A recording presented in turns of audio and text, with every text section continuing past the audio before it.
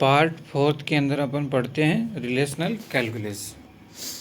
सबसे first relational calculus के बारे में बात करते हैं। Relational calculus is the non procedural query language that tells the system what data to be retrieve but doesn't tell how to retrieve it two types.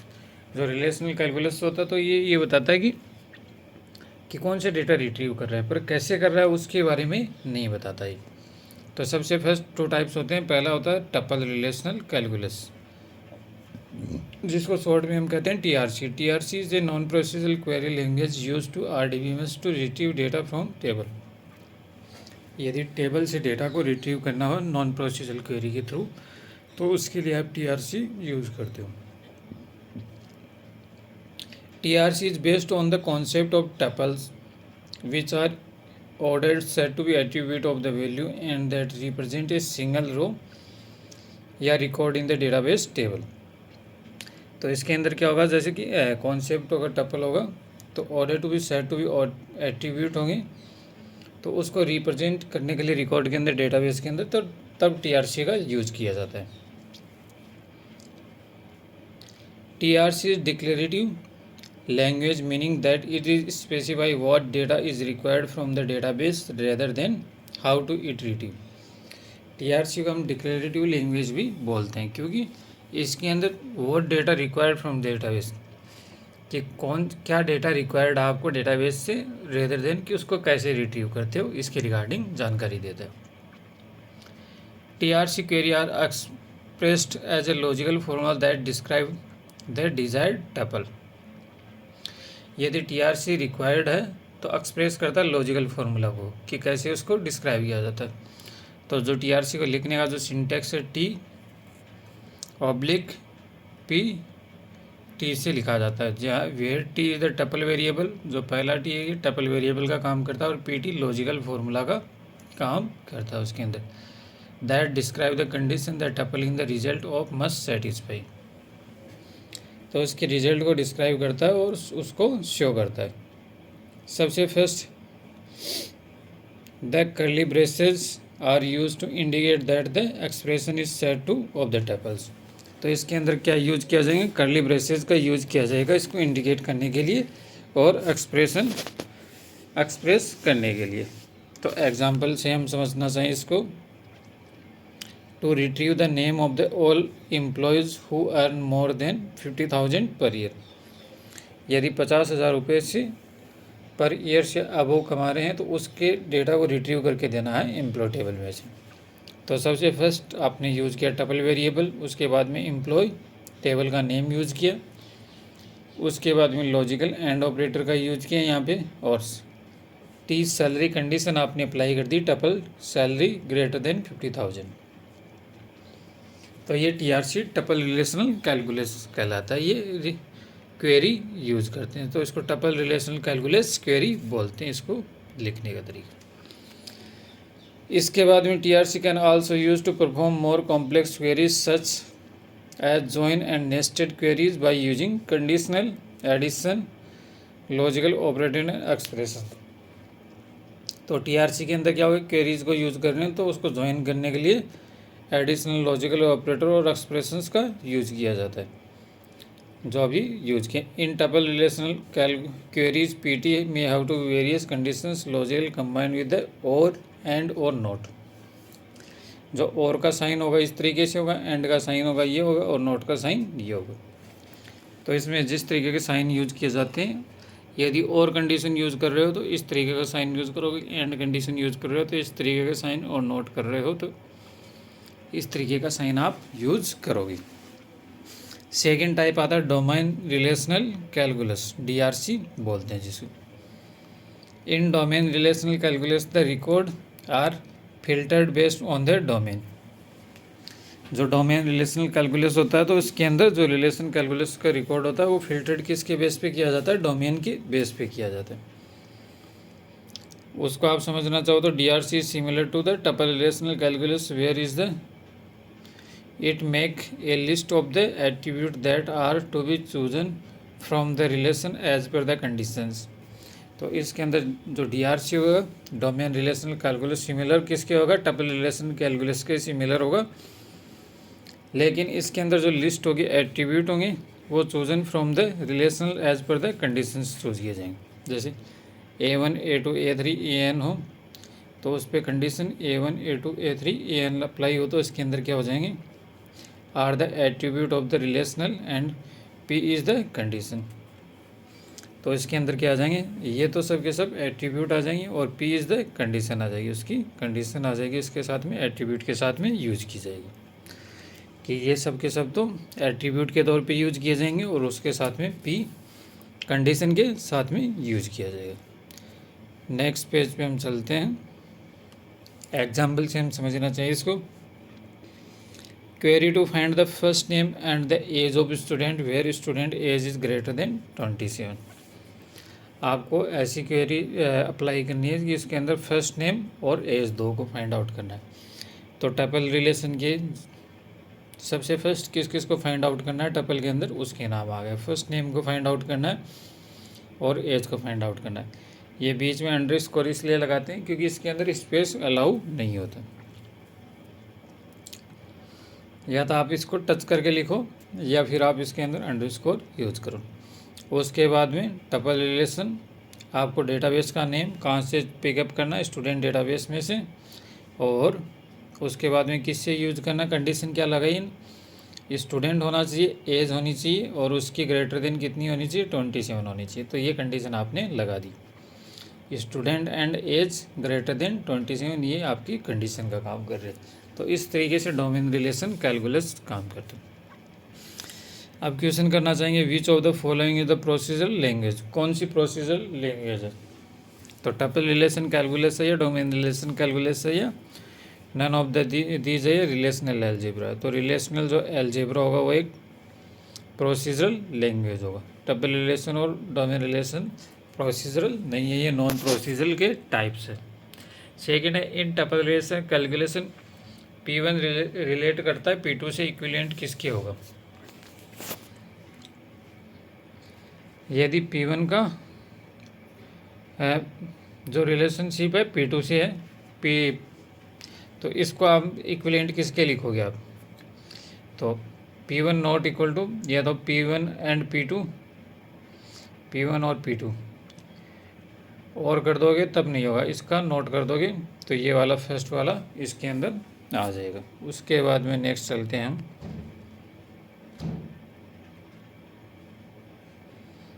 अब next topic हम पढ़ेंगे tree के रिगार्डिंग। सबसे first B tree, balancing tree जिसको बोलते हैं, short के अंदर इसको बी ट्री बोलते हैं। सबसे first B tree is the self balancing tree data structure. जो सबसे फर्स्ट हमने डेटा स्ट्रक्चर हम पढ़ रहे थे तो उसके अंदर स्ट्रक्चर्ड और नॉन स्ट्रक्चर्ड डेटा टाइप्स हम पढ़ रहे थे। तो उसका एक टाइप था बी ट्री टाइप था उसका, ट्री और ग्राफ। तो इसके अंदर बैलेंसिंग ट्री हम पढ़ेंगे यहाँ पे। It store and maintain data in the stored from where the left children of the root are the similar than the root of the right children are the larger than is the root value. तो इसके अंदर क्या होगा कि जो इसकी जो smaller than होगी कि जो राइट साइड का जो चिल्ड्रेन रूट्स होंगी इसके अंदर रूट बनाई जाएंगी। जैसे कि ट्री कैसे बनता है, ये हो गया, इसके दो हो गए, फिर इसके आगे दो लगा दिए, इसके आगे दो तीन लगा दिए, तो ये ट्री टाइप बन जाता है। तो इसमें जो left children root are smaller than होगी root of the right childrens, जो लेफ्ट वाली रूट होगी वो स्मॉलर देन होगी, राइट वाली ग्रेटर देन होगी। It makes searching efficient and allow all operation in the logarithm time. तो इसके अंदर क्या होगा कि जो लॉगरिथम सर्चिंग एफिशिएंट होगा ये, और इसके अंदर अलाउ करेगा ऑपरेशंस को किसके ऑर्डर के अंदर, लॉजिकल ऑर्डर के अंदर। It allow not to with more than 2 children, ये किसको अलाउ करेगा, जैसे कि नोड होंगी मोर देन 2 चिल्ड्रेंस को इसके अंदर अलाउ करेगा। क्योंकि सिंगल नोड होगी तो उस पर कितने मिनिमम कितने अलाउ करोगे आप, 2 अलाउ करोगे।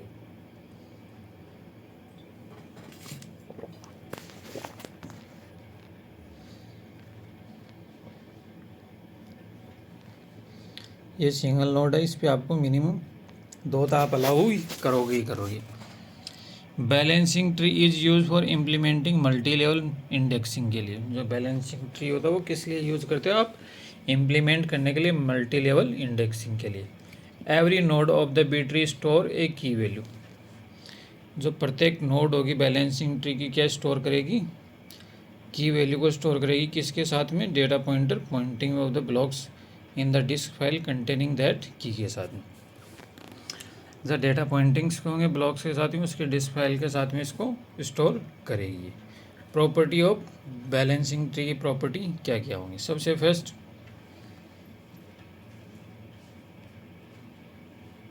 प्रॉपर्टी ऑफ बैलेंसिंग ट्री, इसके अंदर आप पढ़ोगे every node at the most of M children where M is the order than of the B tree. Most node होंगी जैसे बैलेंसिंग ट्री होंगी, उसके अंदर ऑर्डर देन होगी balancing tree. A node with the key children contain the K minus keys. तो इसके अंदर जो नोड होंगी वो के माइनस कीज के अंदर होंगी। Every non leaf node except the root node must have at the least m/2 child node. The root must have at least 2 children if it is not the leaf node 2। All leaves of the balancing tree stay at the same level. जो balancing tree होंगे इस पे same level पे stay करेंगे। इन बंद करिए, इन बंद करिए। इसके बाद में unlike other tree it height increasing upward towards the root and increase the upward towards the root and insertion happen of the it leaf node के साथ में। जो अदर ट्री होंगी हाइट होगी इंक्रीज करेंगी और अपवर्ड टुवर्ड्स होंगी the roots के साथ में insertion happen the leaf node के साथ में। जैसे हम इसको समझना चाहें the time complexity of the all operations of balancing tree is all logarithm n, here n is the number of element in the balancing tree के अंदर। जो टाइम कॉम्प्लेक्सिटी अगर all operations की और balancing tree is the logarithm the n number of element in the balancing tree. Example of B tree के example क्या होंगे? जैसे 25 है, उसके अंदर आपने दो नोड ले ली, एक 10 ले ली, एक 35 50 ले ली, और इसके बाद में आपने एक ले ली 5 और एक 15 20 ले ली। इसके बाद इसका एग्जांपल से बन जाएगी ये 30 40 और 67। इसको हम एग्जांपल से समझने की कोशिश करते हैं जैसे कैसे बनाते हैं। आगे एग्जांपल आएगा उससे हम इसको समझने की। नेक्स्ट इसका पार्ट आता है balancing B plus tree. A B plus tree is the similar to B tree. It only difference is that the leaves are linked at the bottom. जो इसके अंदर जो नीचे की साइड में लिंक्ड होंगी, जैसे कि यहाँ हम एग्जांपल कर रहे थे, तो इसके अंदर ये जो स्टेज बताया कि इसमें ये कहता है कि सबसे फर्स्ट कोई नोड होगी, उसके 2 पार्ट होगी। तो स्मॉलर है वो लेफ्ट साइड में रखा जाता है और ग्रेटर देन होते हैं वो राइट साइड में रखे जाते हैं। जैसे यहाँ पे 35 50 हैं तो 35 से छोटा पहला पार्ट 30, मिडल 40 और 50 के पार्ट हो जाएंगे 67। इस तरीके से अब इनको क्या कर देगा बी प्लस ट्री के अंदर इन्हें लिंक्ड कर दोगे आप पूरी तरीके से, तो वो बैलेंसिंग ट्री हो जाएगी।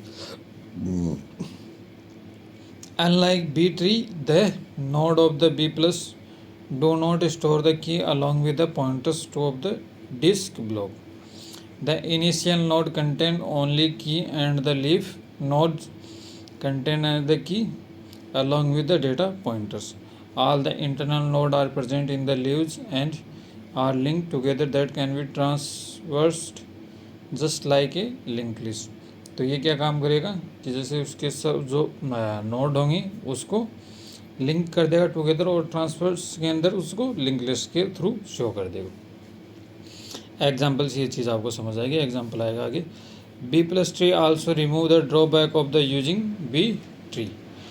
The internal node of the B tree also store the key along with the data pointers, which take more space and significantly reduce the number of the key that can also be stored at the node of the B tree.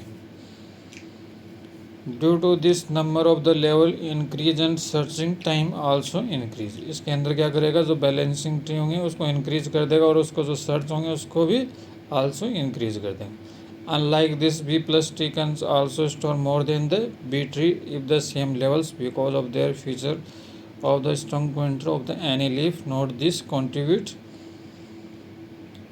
strong more entries at the fewer levels. B plus T and the lessons and searching for time of the key. इसके बाद में next point है, this make the B tree very efficient and very quickly in assessing the data from the disk. Example से समझना चाहो तो जैसे इसके अंदर लिंक लिस्ट होती है तो उसी तरीके से इसमें बनते हैं और इनको क्या कर देगा, जो बेस लेवल होता है उस पर सबको कनेक्ट कर देगा। तो इसके अंदर जैसे पार्ट होता है तो 5 होते हैं, 5, 10 इसमें पार्ट में आ सकते हैं। जैसे कि वहाँ पे होता है बड़ा नंबर ही आता है, यहाँ पे उससे छोटा 5 और 10 इसमें आ सकते हैं। तो उसके सेम लेवल पे और इसको लिंक कर देगा सब दोनों को, सबको एक साथ में। Difference between B tree and B plus tree के अंदर, बैलेंसिंग ट्री और बैलेंसिंग प्लस ट्री के अंदर क्या क्या डिफरेंस होंगे। All internal node and leaf node are contain the data pointers along with key. Only leaf node contain data pointer along with the key, internal node contain only. There are no duplicate key होंगी, यहाँ पे कोई उसकी duplicate की नहीं बनेगी। Duplicate की are present in this, इसके अंदर डुप्लीकेट की प्रेजेंट रहेंगी। उसके बाद में थर्ड पॉइंट है, leaf node are not to link to the each other. Leaf node होंगे वो एक दूसरे से लिंक्ड नहीं होंगे। Leaf node are link to the each other, वो एक दूसरे से लिंक्ड होंगी। Sequential access of node is the not possible, जो सीक्वेंस के अंदर एक्सेस होता है वो इसमें पॉसिबल नहीं होता, इसमें sequential access are possible to link list होंगे। सर्चिंग फॉर कीज स्लोअर होगी, सर्चिंग फॉर कीज फास्टर होगी। For a particular number of entries is the height of the B tree is the larger than होंगी, और इसके अंदर the height of the B plus tree is lesser than the B tree. Balancing tree for the same number of entries के लिए balancing होगी। Next point आता है अपने पास hashing in the DBMS, database management के अंदर हैशिंग कैसे करते हैं उसके रिगार्डिंग बता रखा है। सबसे फर्स्ट पॉइंट है, in the huge database structure it is very efficient to the search all the indexing value to reach the desired datas. Hashing technique is use to calculate the direct location from the data record on the disk without using indexing structure के अंदर। जो data location होंगे उसके अंदर indexing के अंदर उसको क्या कर देगा, सबको मिक्स कर देगा ये। In this technique, the data is stored of the data blocks whose address is generated by the using of hashing functions। जो इसमें क्या करेंगे, जो डेटा टेक्निक्स होंगे, ब्लॉक्स होंगे, उसको सबको जनरेटेड करके क्या कर देगा, हैशिंग फंक्शंस इस पे अप्लाई कर देगा। The memory locations where these record are stored is known as the data packets and data blocks. जो हैशिंग होगी उसके अंदर क्या करेगा, जो टेक्निक्स हम इसके अंदर यूज़ करेंगे तो जो लोकेशंस होंगे, रिकॉर्ड स्टोर्ड होंगे, उसको नाउन बकेट की फॉर्मेट में जाना जाएगा। यदि हम इसको समझना चाहें, सबसे फर्स्ट क्या क्या कंपोनेंट होंगे हैशिंग के अंदर। पहला कंपोनेंट है हैश टेबल। क्या होगी, a hash table as the an array of data structure, it's size is determined by the total volume of the data records present in the database. तो इसके अंदर क्या होंगे, जो हैश टेबल्स को हम क्या करेंगे, एरे होगी, एक तरीके का डेटा स्ट्रक्चर होता है, ये साइज़ को डिफाइन करता है। जैसे टोटल वॉल्यूम हो गया डेटा रिकॉर्ड्स का जो प्रेजेंट है डेटाबेस के अंदर, उसको हम हैश टेबल बोलते हैं इसके अंदर। Each memory location in hash table is called a bucket and hash indexes store the data records. Exact location can be access through a hash function. तो सब के सब जो लोकेशंस होंगे इसके अंदर हैश टेबल के थ्रू फंक्शंस किए हुए होंगे। नेक्स्ट पार्ट आता है इसका बकेट। बकेट हम किसको बोलते हैं, a bucket is the memory location indexing in the hash tables store the data record. Their bucket generally store a disk block which further store multiple records. It is also known as the hash index. Bucket क्या काम करती है, जैसे memory locations होंगी indexing के अंदर, hash tables के अंदर, उसको क्या करेगा, स्टोर द डेटा रिकॉर्ड्स को, डेटा रिकॉर्ड को स्टोर करेगा, और उसके बाद में बकेट को generally store to the disk block के अंदर। The further store multiple records को वहाँ पे स्टोर करेगा। इसको known as the hash indexing. Bucket को हम हैश इंडेक्स भी बोल सकते हैं। नेक्स्ट आता है हैश फंक्शन। क्या होता है, hash function is a mathematical equation से algorithm that take the one data record, जो एक डेटा रिकॉर्ड को लेता है इसके अंदर, primary key as the input of the computer of hash indexing as output, जिसके अंदर प्राइमरी की को इनपुट के तौर पे लेगा कंप्यूटर पे और कंप्यूट करेगा डाटा को हैश इंडेक्सिंग पे और आपको आउटपुट देगा। The hash index generated is not already occupied by the any other values, so the address of the data record will be stored here. The hash index generated is already occupied by the some other values. जो hash index होगा वो generate होगा already किसके द्वारा, occupied some other values होंगे उसके द्वारा occupied होगा और इससे जनरेटेड होगा। This is called the collision, so the counter this is collision is resolution technique it will be applied. तो इसके अंदर जो टेक्निक हम अप्लाइड करेंगे तो वो रेजुलेशंस के थ्रू अप्लाई करेंगे इसके अंदर। नेक्स्ट पॉइंट अपने पास में, now whenever we queries to specify record the hash functions will be applied and the return of the data record comparatively faster than the indexing because we can directly reach to exact location of the data record through a hash function rather than the searching through indexing one by one. इसके अंदर क्या होगा, जो query functions होंगे उसके comparatively faster होंगे indexing functions के, because क्या करेगा कि हम कैसे डायरेक्टली उसके साथ में एग्जैक्ट जो लोकेशंस होगी उसको रिकॉर्ड को हम फाइंड आउट कर सकते हैं। जैसे इसको आप एग्जांपल से समझना चाहो, हैश टेबल्स होंगे उसके अंदर डेटा होगा, इस तरीके से फर्स्ट प्राइमरी की होगी, उसके बाद हैश फंक्शंस आएगा उसके अंदर ये डिफाइन होगा, उसके बाद में मैप टू बकेट करेगा और इसको बकेट्स के थ्रू डिफाइन कर देगा। उसके बाद में नेक्स्ट आता है type of hashings in DBMS. DBMS के हैशिंग्स के टाइप कौन कौन सी होती हैं। सबसे फर्स्ट स्टैटिक हैशिंग कौन सी होती है। इन static hashing the hash functions always generated the same bucket address, जैसे हैशिंग 106%5 से डिनोट किया जाता है। This indicate that the data record should be placed या searched in the first bucket या one hash indexing in the hash tables, जो क्या कर देगा, जो प्लेस्ड कर देगा डेटा को बकेट्स के अंदर और हैश टेबल्स के अंदर। Static hashings has the following properties. सबसे first, data buckets the number of bucket in the memory remain constant. तो ये क्या करेगा, बकेट्स के मेमोरी को कॉन्स्टेंट रिमेन रखेगा। जो बकेट के अंदर जो डेटा होंगे बाकी क्या होने चाहिए, सेम बने रहना चाहिए। नेक्स्ट आ गया हैश फंक्शंस। हैश फंक्शंस क्या करेंगे, it use the simplest hash function to map the data record to it appropriate bucket. It is generally modulo hash functions. तो हैश फंक्शंस को क्या करेगा, सिंपली हैश फंक्शंस को map कर देगा data records को एप्रोप्रिएट बकेट के लिए, but it is generally modulo hash functions इस पर अप्लाई कर देगा। नेक्स्ट हम चलते हैं efficient known about the data size. It is very efficient in the terms when you know the data size. It is inefficient and inaccurate when the data size in dynamically varies where you have to be limited space, then hash functions always generated the same value for the every hash specific input। तो ये simple सा दे रखा है कि efficient होगा कि जो data noun data size होगी उसके लिए बता रखा है। ये थ्योरेटिकल पोर्शन से आपको थोड़ा रीडिंग ही करना पड़ेगा, इसका कोई चारा नहीं। To resolve problem the bucket overflow collisions techniques such as the chaining and the opening address are used. सबसे फर्स्ट चैनिंग क्या होती है, it is the mechanism in which the hash table is implemented using the array of the type nodes where each bucket is no node of the type we can contain the long chains a link list store the data record.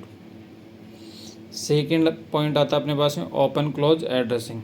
This is also called close hashing. That's the aim to solve the problem of the collision by the looking out for the next empty slot available which can store data.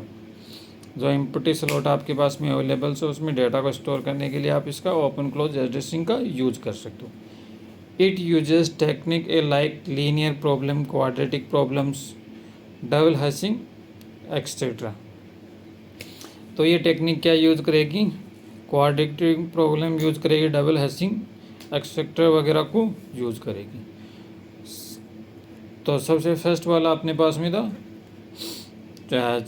अब next static hashing चल रहा था इतनी देर। अब हम second हम पढ़ते हैं डायनेमिक हैशिंग क्या होती है। स्टैटिक में क्या होता है कि जैसे हम आपने रैम के टाइप देखे होंगे, स्टैटिक रोम होती है, डायनेमिक रैम रोम होती है। तो वो क्या करते हैं कि जैसे डायनेमिक होती है वो पर्टिकुलरली चेंज होती रहती है। स्टैटिक क्या होती है कि एक बार अलॉट कर देते हो वो सेम टू सेम वैसी ही रहती है। तो यही फ़र्क इनमें होता है कि डायनेमिक फ्रिक्वेंटली चेंज होती रहेगी।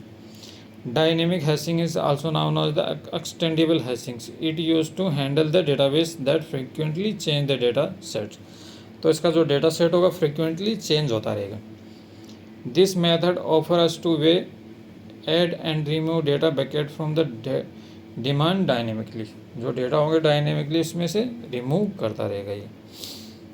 This way as the number of the data record varies the bucket will be also grow and shrink in the size of periodically when ever you change the made. और इसके अंदर जो data records होंगे उसको periodically change करेगा और उसके साथ में उसमें चेंजमेंट के साथ में इसको बनाएगा। सबसे first property of dynamic hashings की प्रॉपर्टी क्या होगी? The bucket will be very in the dynamically periodically as the changes are made, offering more flexibility it make any changes. जो बकेट होगी इसकी साइज की डायनेमिकली पीरियडिकली चेंज करेगी और offer को फ्लेक्सिबल बनाएगी। इसके dynamic hashing improve overall performance by the minimizing और कम्प्लीटली प्रिवेंटिंग कोलिजन्स। तो इसके अंदर क्या होगी? डायनेमिक जो हैशिंग्स होगी वो ओवरऑल को इसको क्या करेगी? परफॉर्मेंस को मिनिमाइज करेगी और कम्प्लीटली प्रिवेंट करेगी इसको कोलिजन होने से। थर्ड पॉइंट है components data packet flexible hashing tables directories इसके अंदर यूज होते हैं। A flexible hashing means we will be generate more dynamic values, it will be keep changing periodically asserting to the requirement of the database के अंदर। Directories क्या होती हैं? Are the containers that store the pointer to buckets. Directories को containers के क्या करेंगी? Contain करेंगी, स्टोर करेंगी पॉइंटर्स को बकेट्स के अंदर। Global depth is defined as the number of the bit per each directories ID, it more to be number of the records more than bits are the there. तो ये theoretical portion आपको पढ़ना ही पड़ेगा, इसका कोई option नहीं है मेरे पास भी। कोई थोड़ी बहुत समझाने वाली चीज़ें आती हैं मैं वो समझा देता हूँ, बाकी ये जो लास्ट के टॉपिक्स हैं जैसे हैशिंग वगैरह होगी तो इसका कोई ज़्यादा डेप्थ दे भी नहीं रखा मेरे पास में। तो मैं आपको सिर्फ थ्योरेटिकल बता सकता हूँ। आप 2-4 बार पढ़ोगे तो आपको बेसिक अंडरस्टैंडिंग इसकी जनरेट हो जाएगी आपके अंदर और आप आसानी से इसके क्वेश्चन कर सकोगे, क्योंकि इतने ज़्यादा डेप्थ के एग्जाम्पल वगैरह पूछता नहीं, नॉर्मल थ्योरेटिकल पोर्शन से पूछता है क्वेश्चन, तो वो आपका हो जाएगा। नेक्स्ट हम पढ़ते हैं कंस्ट्रेंट इन डीबीएमएस। डीबीएमएस के अंदर कौन कौन से कंस्ट्रेंट लगाए जाते हैं उसको नया टॉपिक है। Constraint are the restriction impose on the database content and operations. तो कंस्ट्रेंट क्या होते हैं? जो रेस्ट्रिक्शन लगा देते हो आप डेटाबेस पे या जो ऑपरेशन होते हैं उस पर, तो हम उसको कंस्ट्रेंट बोलते हैं। दे ensure the correctness of the data in the database. जो क्या करते हैं? इंश्योर करते हैं करेक्टनेस, जो डेटा की करेक्ट कैसे करते हैं उसको शो करते हैं। 4 types of constraint in DBMS. DBMS के अंदर 4 टाइप के कंस्ट्रेंट लगाए जाते हैं। डोमेन कंस्ट्रेंट बोलते हैं, की कंस्ट्रेंट बोलते हैं, एंटिटी इंटीग्रिटी कंस्ट्रेंट बोलते हैं, रेफरेंशियल इंटीग्रिटी कंस्ट्रेंट हो गए और टपल यूनिकनेस कंस्ट्रेंट हो गए। तो 4 टाइप के कंस्ट्रेंट्स कौन कौन से हो गए? वैसे तो 5 टाइप्स का ये ऑप्शनल बना हुआ है, ये इन्हीं का पार्ट होता है। टपल यूनिकनेस कंस्ट्रेंट या 4 ही होते हैं। सबसे फर्स्ट हम एक को पढ़ेंगे। डोमेन कंस्ट्रेंट पहले, जिसको हम चेक कंस्ट्रेंट भी बोलते हैं। Every domain must to be contain atomic values, smallest invisible unit which mean composite and multi value attribute are not allowed. तो चेक कंस्ट्रेंट्स कैसे काम करेगा? जैसे we perform a data type check here, which means when we assign a data type to a column we limit the value of that it can contain. Example, if we assign a data types of attribute as integer, we can't give a value of other than it integer data types.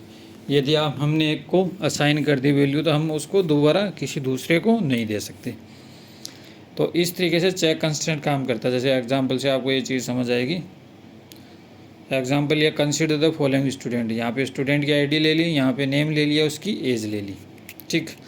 उसके बाद में data डाल दिया और यहाँ पे ए type कर दिया। अब आपको पता है कि एज कभी भी अल्फ़ाबेट को सपोर्ट नहीं करती, ठीक है।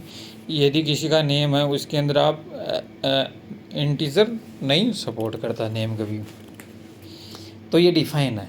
यदि एज के अंदर आप अल्फ़ाबेट यूज़ करोगे तो ये चेक कंस्टेंट का काम करेगा और इसको इनवैलिड घोषित कर देगा। Here value A is not allowed, यहाँ पे 0 0 आप भर सकते हो, लेकिन उसके अलावा आप ए बी सी अल्फ़ाबेट में से आप इसमें नहीं भर सकते। एक एज को नेगेटिव नहीं भर सकते। किसी व्यक्ति का जन्म कभी भी माइनस में नहीं होती age. Since only integer value can be taken by the age attributes. Tuple uniqueness constant, second आता है टपल यूनिकनेस, मतलब कि जो टपल यूज कर रहे हैं उसकी यूनिक होना चाहिए। Tuple uniqueness constant specify that all the tuples must to be necessarily unique in any relations. Consider the following student table. जैसे आपने एक एग्जाम्पल लिया, अपने पास में स्टूडेंट आईडी नेम एज ले ली, तो इसके अंदर आपको कह रहा है कि all tuple are unique so it satisfy the relation. तो इसके अंदर जो टपल यूज कर रही हो वो सब यूनिक होने चाहिए। जैसे प्राइमरी की आपको पता है, तो इसमें डेटा आईडी आप दोबारा से रिपीट नहीं कर सकते, तो वो क्या होती है, यूनिक कंस्टेंट होता है, वो इस पर अप्लाई होता है टपल का। थर्ड आ गया आपके पास में key constant. Key constant specify that is the any relations all the value of the primary key must to be unique होनी चाहिए। की कंस्टेंट के अंदर क्या होगा कि जो प्राइमरी वैल्यू होगी सबकी वो यूनिक होनी चाहिए। The value of primary key must not to be null. जो प्राइमरी की वैल्यू आप उसमें नल नहीं छोड़ सकते। जो प्राइमरी की का मैं पहले ही बता चुका हूँ। कंसिडर द फॉलोइंग एग्जाम, जैसे स्टूडेंट आईडी नेम एज ले ली, तो यहाँ पे ये यूनिकनेस होनी चाहिए, इसमें इक्वल नहीं होना चाहिए, ठीक है। इसको क्या कर देगा, ये इनवैलिड घोषित कर देगा डेटा रिकॉर्ड हो। तो फर्स्ट वाला रिकॉर्ड तो इंसर्ट हो जाएगा, आप सेकंड इंसर्ट करना चाहोगे वो इसमें नहीं हो पाएगा, उसके अंदर एरर शो कर देगा। उसके बाद में नेक्स्ट आता है this relation does not satisfy the key constant as per here all the value of primary key are not unique. क्योंकि प्राइमरी की वैल्यू यूनिक नहीं, इसलिए इसको रिकॉर्ड को खारिज कर देगा। चौथा टाइप आ गया entity integrity not null constant. The entity integrity constant state that the primary key value can not be null. Entity integrity constant के अंदर क्या होगा, प्राइमरी की वैल्यू को आप नल नहीं छोड़ सकते। This is because the primary key value is use to identify individual row in the relationship. If the primary key has a null value then we can't identify this row. तो इसके अंदर क्या होगा कि जो प्राइमरी की वैल्यू यूज़ करोगे आप identify individual रो को प्रोवाइड करवाने के लिए, तो आप इसके अंदर प्राइमरी क्यू का आप नॉट नल नहीं छोड़ सकते, और उसको आप can not to be defined, आप खाली छोड़ के उसके रिकॉर्ड को डिफाइन नहीं कर सकते। जैसे एग्जांपल से हम समझना चाहिए इस चीज़ को, आपने ये प्राइमरी की डिसाइड कर दी, तो आप इस वैल्यू को ब्लैंक नहीं छोड़ सकते, इसके अंदर आपको वैल्यू भरनी पड़ेगी। यदि आगे आप वैल्यू भर रही हो कुछ भी, तो इसके अंदर वैल्यू आनी चाहिए। This relation does not satisfy the entity integrity constant, so here the primary key constants content a null value. तो इसके अंदर ये बता रहा है कि ये इसको सेटिस्फाई नहीं कर रही, तो यहाँ पे इसको नल आप नहीं छोड़ सकते। फिफ्थ टाइप बता रखी है रेफरेंशियल इंटीग्रिटी फॉरेन की कंस्टेंट, कि फॉरेन की पे कौन कौन से कंस्टेंट होते हैं। एक के अंदर वो प्राइमरी की होती है और दूसरे के अंदर वो फॉरेन की होती है। A referential integrity constant does to be specify between two tables के अंदर। यदि टू टेबल्स के अंदर आप बीच में रिलेशनशिप को डिफाइन करते हो तब आप इसको डिफाइन करते हो। In the referential integrity constant if a foreign key in the table two even then every value of the foreign key in the table one must to be not null या variable in the table two के अंदर। तो उसको आप समझना चाहो तो सबसे first consider the following tables. एक टेबल लिया आपने स्टूडेंट रेफरेंसिंग रिलेशंस, दूसरी आपने ली रेफरेंस रिलेशंस। जैसे डिपार्टमेंट ले ली, एक स्टूडेंट का डेटाबेस ले लिया, एक डिपार्टमेंट का डेटाबेस ले लिया। यहाँ पे स्टूडेंट आईडी नेम और डिपार्टमेंट के अंदर डिपार्टमेंट और डिपार्टमेंट का नंबर और डिपार्टमेंट का नहीं। अब डिपार्टमेंट नंबर को यहाँ से आपको कनेक्ट करना है। यहाँ से आपने 4 डेटा लिए सपोज करो, ठीक है। उसके बाद में जैसे D1 है तो D1 इसके अंदर है, तो D1 इसके अंदर है तो ये सही सपोर्ट कर रहा है। D11 है इसके अंदर। अब D14 है, वो डिपार्टमेंट आपका बनाया हुआ ही नहीं है और आपने फर्स्ट के अंदर फॉरेन की के अंदर वो डिपार्टमेंट यूज़ कर लिया, तो उसको क्या कर देगा, ये इनवैलिड घोषित कर देगा।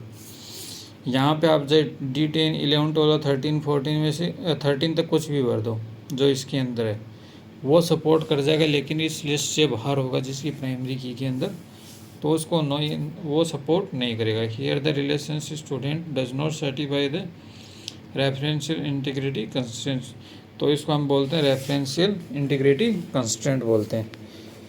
This is because in the relation department no value of the primary key specify department number 14, क्योंकि डिपार्टमेंट नंबर 14 का कोई अपने पास में है ही नहीं, तो उसको कैसे वो शो करेगी। This referential integrity constraint is violated हो जाएंगे यहाँ पे। उसके बाद में नेक्स्ट चलते हैं transaction state in the DBMS। नया टॉपिक्स आ गया अपने पास में, ट्रांजैक्शन की कौन कौन सी स्टेटमेंट होती हैं DBMS के अंदर। सबसे फर्स्ट 6 स्टेट होती हैं। पहले एक्टिव स्टेट में जाता है, फिर पार्शियली कमिटेड होता है ट्रांजैक्शन, उसके बाद में कमिटेड स्टेट में जाती है। यदि कमिटेड नहीं हो पाए तो फेल्ड स्टेट के अंदर आ देती है, और फेल हो गई तो अपलोड कर देता है स्टेटमेंट को, और उसके बाद में उसको टर्मिनेट कर देता है। उसको हम डायग्राम से समझते हैं। सबसे फर्स्ट कोई भी ट्रांजैक्शंस होती है वो एक्टिव स्टेट होती है। उस पर दो तरीके के ऑपरेशन होते हैं। एक होता है रीड राइट ऑपरेशंस, जो ट्रांजैक्शन एक्टिव होती है उस पर रीड राइट ऑपरेशंस हो गए, और एक्टिव ट्रांजैक्शन शुरू में ही फेल हो गई तो वो फेल स्टेट में चली जाती है। और यदि उस पर रीड राइट ऑपरेशन होते हैं तो वो पार्शियली कमिटेड स्टेट में होती है, कि अभी पार्शियल वो कंफर्म नहीं हुई कि वो पेमेंट हो गई या नहीं हुई, अभी पार्शियल है। यदि यहीं पे आगे उसने परमानेंट स्टोर नहीं किया और इसको यहाँ से आगे प्रोसेसिंग नहीं कर रहा, तो उसको किस में भेज देगा, वो फेलियर स्टेज के अंदर भेज देगा, वापस फेल्ड स्टेट के अंदर ला देगा फेलियर करके। और यदि उसको आगे उसने प्रोसेस कर दिया तो उसको परमानेंट स्टोर कर देगा, उसको हम बोलेंगे कमिटेड स्टेट के अंदर आ गई। और कमिटेड स्टेट से आगे उसको कमिट कर दिया तो ट्रांजेक्शन कंप्लीट हो गई तो उसको क्या कर देगा, टर्मिनेट कर देगा। और यदि यहाँ से फेल्ड स्टेट में पहुँच गए तो उसको क्या करेगा, वापस रोल बैक करेगा। रोल बैक करके अपलोडेड स्टेट में शो कर देगा कि वो ट्रांजेक्शन्स नहीं हुई, फेल हो गई, वापस आप उसको नॉर्मल करो और दोबारा से करो, और उसको टर्मिनेट कर देगा ट्रांजेक्शन को। तो इस तरीके से काम करते हैं ट्रांजेक्शन्स। अब एक एक स्टेज के बारे में हम पढ़ेंगे। सबसे first active state. The active state is the first state of every transaction. प्रत्येक ट्रांजेक्शन की ये पहली स्टेट होती है, active state. In this state the transaction is being executed. इस स्टेज के अंदर ट्रांजेक्शन्स को एग्जीक्यूट किया जाता है। For example insertion and deletions, updation a record is done here. यहाँ पे क्या होगा, इंसर्ट हो गया, डिलीट हो गया, अपडेट या रिकॉर्ड किया जाएगा जो रिकॉर्ड होगा आपका। But all the records are still not saved. लेकिन सब के सब रिकॉर्ड अभी तक सेव्ड नहीं है टू द डेटाबेस। जो डेटाबेस के अंदर अभी भी रिकॉर्ड सब के सब सेव नहीं हुए। All the changes made by the transactions now are stored in the buffer in the main memory. जो सब तरीके के ट्रांजेक्शन्स होंगे वो स्टोर्ड हो जाएंगे बफर के अंदर और मेन मेमोरी के अंदर। तो इस स्टेज के अंदर क्या होंगे, जो चेंजमेंट होंगे वो ट्रांजेक्शन्स के रहेंगे और वो उसकी किसके अंदर सेव हो जाएंगे, बफर के अंदर सेव हो जाएंगे, कि बफर में रहेंगे। उस पर एक्टिव स्टेज होंगी। यदि यहाँ से फेल कर देगा तो सीधा ही फेल्ड स्टेज में भेज देगा, और यहाँ से जो डेटा होंगे वो बफर में रहेंगे। इस पर जो ऑपरेशंस होंगे उसके बाद इसको भेज देगा वो सेकेंड पार्शियल कमिटेड के अंदर। In the partial committed state A transaction is executed it final operation. यहाँ से पार्शियल स्टेज के बाद वो फाइनल ऑपरेशंस के लिए जाएगी। It is not consider fully committed because all the changes made by the transaction are still stored in the buffer in the main memory. क्योंकि यहाँ पे भी जो चेंजमेंट होते हैं अभी तक वो बफर मेमोरी के अंदर ही रहते हैं, आगे मेन मेमोरी में नहीं सेव होते। तो इसके लिए उसको यहाँ पे भी उसको पार्शियल कमिटेड स्टेट ही बोलते हैं। उसके बाद थर्ड आती है कमिटेड स्टेट। कमिटेड स्टेट क्या काम करती है, after all the changement made in the transactions have been successfully stored into the committed state. जितने भी चेंजमेंट हैं वो कंप्लीट हो जाएंगे, इसके बाद में सक्सेसफुली स्टोर्ड हो जाएंगे, कमिटेड स्टेट में चले जाएंगे। Now the transaction is consider to be the fully committed. जो ट्रांजैक्शन होगी वो फुली कमिटेड हो जाएगी। यदि कमिटेड स्टेट में आ गई तो आपकी ट्रांजैक्शंस कंप्लीट हो चुकी है, वो सेव होगी। After a transaction is entered the committed state it is not possible to roll back. अब इसको रोल बैक नहीं किया जा सकता, कमिटेड स्टेट के अंदर आ गई तो। The transaction in other word it is not possible to undo the changes that has been made by the transactions. तो इसके बाद में अब पॉसिबल नहीं है कि उस ट्रांजेक्शन्स को आप वापस अनडू कर सको या ट्रांजेक्शन को चेंज कर सको। The only way you undo the changes by the carrying out another transactions called as compensating transaction that is performed to the reserve operations। तो इसके अंदर जो वे होंगे उसको वापस अंडू नहीं किया जा सकता। एक बार जो ट्रांजेक्शन्स हो गई उसको वापस रोल बैक कंडीशन के अंदर वापस रिवर्सल नहीं किया जा सकता, क्योंकि उसने ट्रांजेक्शन्स को कंप्लीट शो कर दिया। यदि आप एक बार पेमेंट कर देते हो तो उसके बाद आपके हाथ में नहीं होता कि आप वापस उस पेमेंट को ले पाओ। तो उसके लिए फिर आपको अगले बंदे से ही वो करवानी पड़ती है, ट्रांजैक्शन अगले बंदे से ही पेमेंट करवानी पड़ती है वापस। तो यही सिस्टम इसके अंदर। फेल्ड स्टेट क्या होगी? When a transaction is getting executed in the active state या पार्शियल। इसके अंदर क्या होगा कि एग्जीक्यूट करेगा और पार्शियल स्टेट को कमिटेड करेगा। State on the some failure occur due to the committed state or some failures occur due to which it become impossible to continue and execution it entered into failed state। अब इसके अंदर क्या होगा? Failed state के अंदर क्या होगा? एक ट्रांजैक्शन होगी, अब उसको आप एग्जीक्यूट करोगे तो वो एक्टिव स्टेट में पार्शियली कमिटेड होगी स्टेट और सम फेलियर्स होंगे occur due to which of the becomes impossible continue executions it entered into the failed state. तो ये किस में चला जाएगा? वापस फेल्ड स्टेट के अंदर चला जाएगा। नेक्स्ट आता है अब्रोटेड स्टेट। अब्रोटेड स्टेट के अंदर क्या होगा? After the transaction has failed and entered into the failed state all the changes made by it have to be undone. Aborted state क्या करेगी? जो अब्रोट कर दिया उसको एक बार तो क्या कर देगी? उसको फेल्ड दिखा दिया और उसके बाद में रोल बैक की कंडीशन में डाल देगी उसको। To undo the changes made by the transaction it become to necessary to roll back the transaction. जो ट्रांजैक्शन को वापस रोल बैक करने में पूरी मदद करती है। After the transaction roll back completely it entered into the aborted state. यदि आपने ट्रांजैक्शंस को रोल बैक कर दिया, आपकी ट्रांजैक्शन रोल बैक हो गई, तो वो कौन सी स्टेट में आ गई? अब्रोटेड स्टेट में आ गई। नेक्स्ट और एंड स्टेट आती है टर्मिनेटेड स्टेट। टर्मिनेट और ट्रांजैक्शन को ख़त्म कर देगी। This is the last state of the life cycle of a transactions की ये लास्ट स्टेज है ट्रांजैक्शन की। After entering the committed state या aborted state the transaction finally entered into the terminate state where the life cycle finally come at the end. अब इसके बाद में जो ट्रांजैक्शंस होती है किस में आ जाती है? Finally come to the end होने पे आ जाती है। नेक्स्ट पॉइंट अपने पास में concurrency problem in the DBMS. जो कॉन्करेंसी प्रॉब्लम्स डीबीएमएस के अंदर कौन सी होगी? When multiple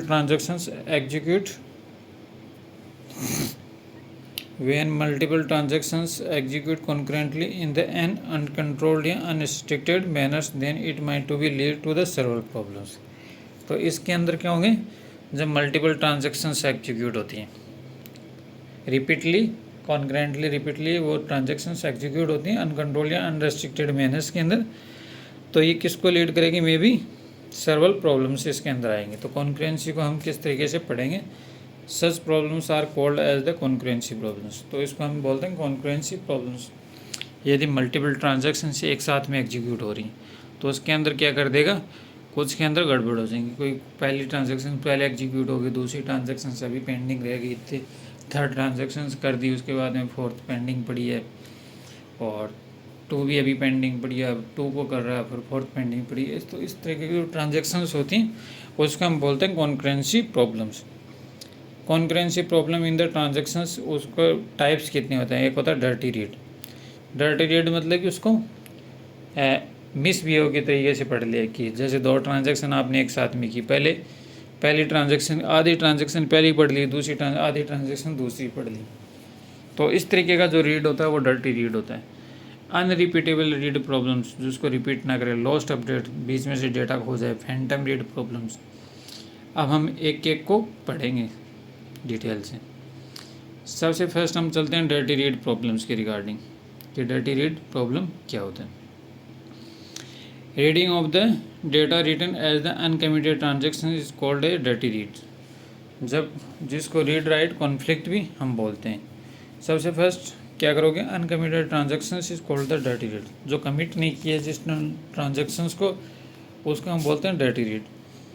this is called the dirty read because there is always chance that the uncommitted transactions might to be roll back later. तो उसके अंदर ये चांस रहता है कि जो अनकमिटेड जो ट्रांजेक्शंस है उसको वापस क्या किया जा सकता है, रोल बैक किया जा सकता है। This lead to inconsistency of the data. तो ये किसको लीड करती है, जो इनकन्सिस्टेंसी होती है डेटा की उसको लीड करती है। इसको हम समझना चाहें तो आप देख सकते हो। सबसे फर्स्ट ट्रांजैक्शन T1 और ट्रांजैक्शन T2।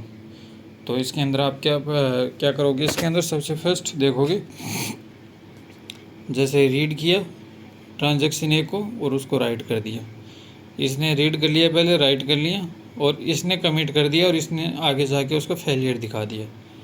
तो इस तरीके की जो ट्रांजैक्शंस होगी, यहाँ तो इसने कह दिया कि ट्रांजैक्शन कंप्लीट हो चुकी है, लेकिन यहाँ ट्रांजैक्शन फेल होगी और रोल बैक होगी वापस, फेलियर स्टेज में आ गई, यहाँ पे कमिटेड स्टेट में आ गई। तो अब इस तरीके की जो रीडिंग होगी उसको हम बोलते हैं डर्टी रीड्स। अब इसको स्टेप से देखें तो सबसे first T1 read the value of A, T1 ने A की वैल्यू पढ़ी, T1 update the value of A in buffer. यहाँ पे उसने A की वैल्यू पढ़ी और इसने बफर में सेव कर दी। T2 read the value of A from the buffer. T2 ने यहाँ पे वैल्यू पढ़ ली उसके अंदर। T2 right the update value of A, उसने T2 ने वैल्यू राइट कर दी और T2 कमिट कर दी, उसने T2 ने कमिट कर दी और T1 fail the later stage of the roll back, उसने वापस रोल बैक कर दिया। तो इस तरीके की कंडीशंस। अब इसमें होता क्या, in this above example happen, T2 read the dirty value of A written by the uncommitted transactions. तो इसने क्या किया कि जो अनकमिटेड ट्रांजेक्शंस की जो T1 की वैल्यू थी उसको डर्टी रीड के लिए। T1 fail the latest and roll backs, वो क्या कर देगा, T1 उसको वापस रोल बैक कर देगा। That's the value of read now T2 stand and incorrect, therefore database become inconsistent.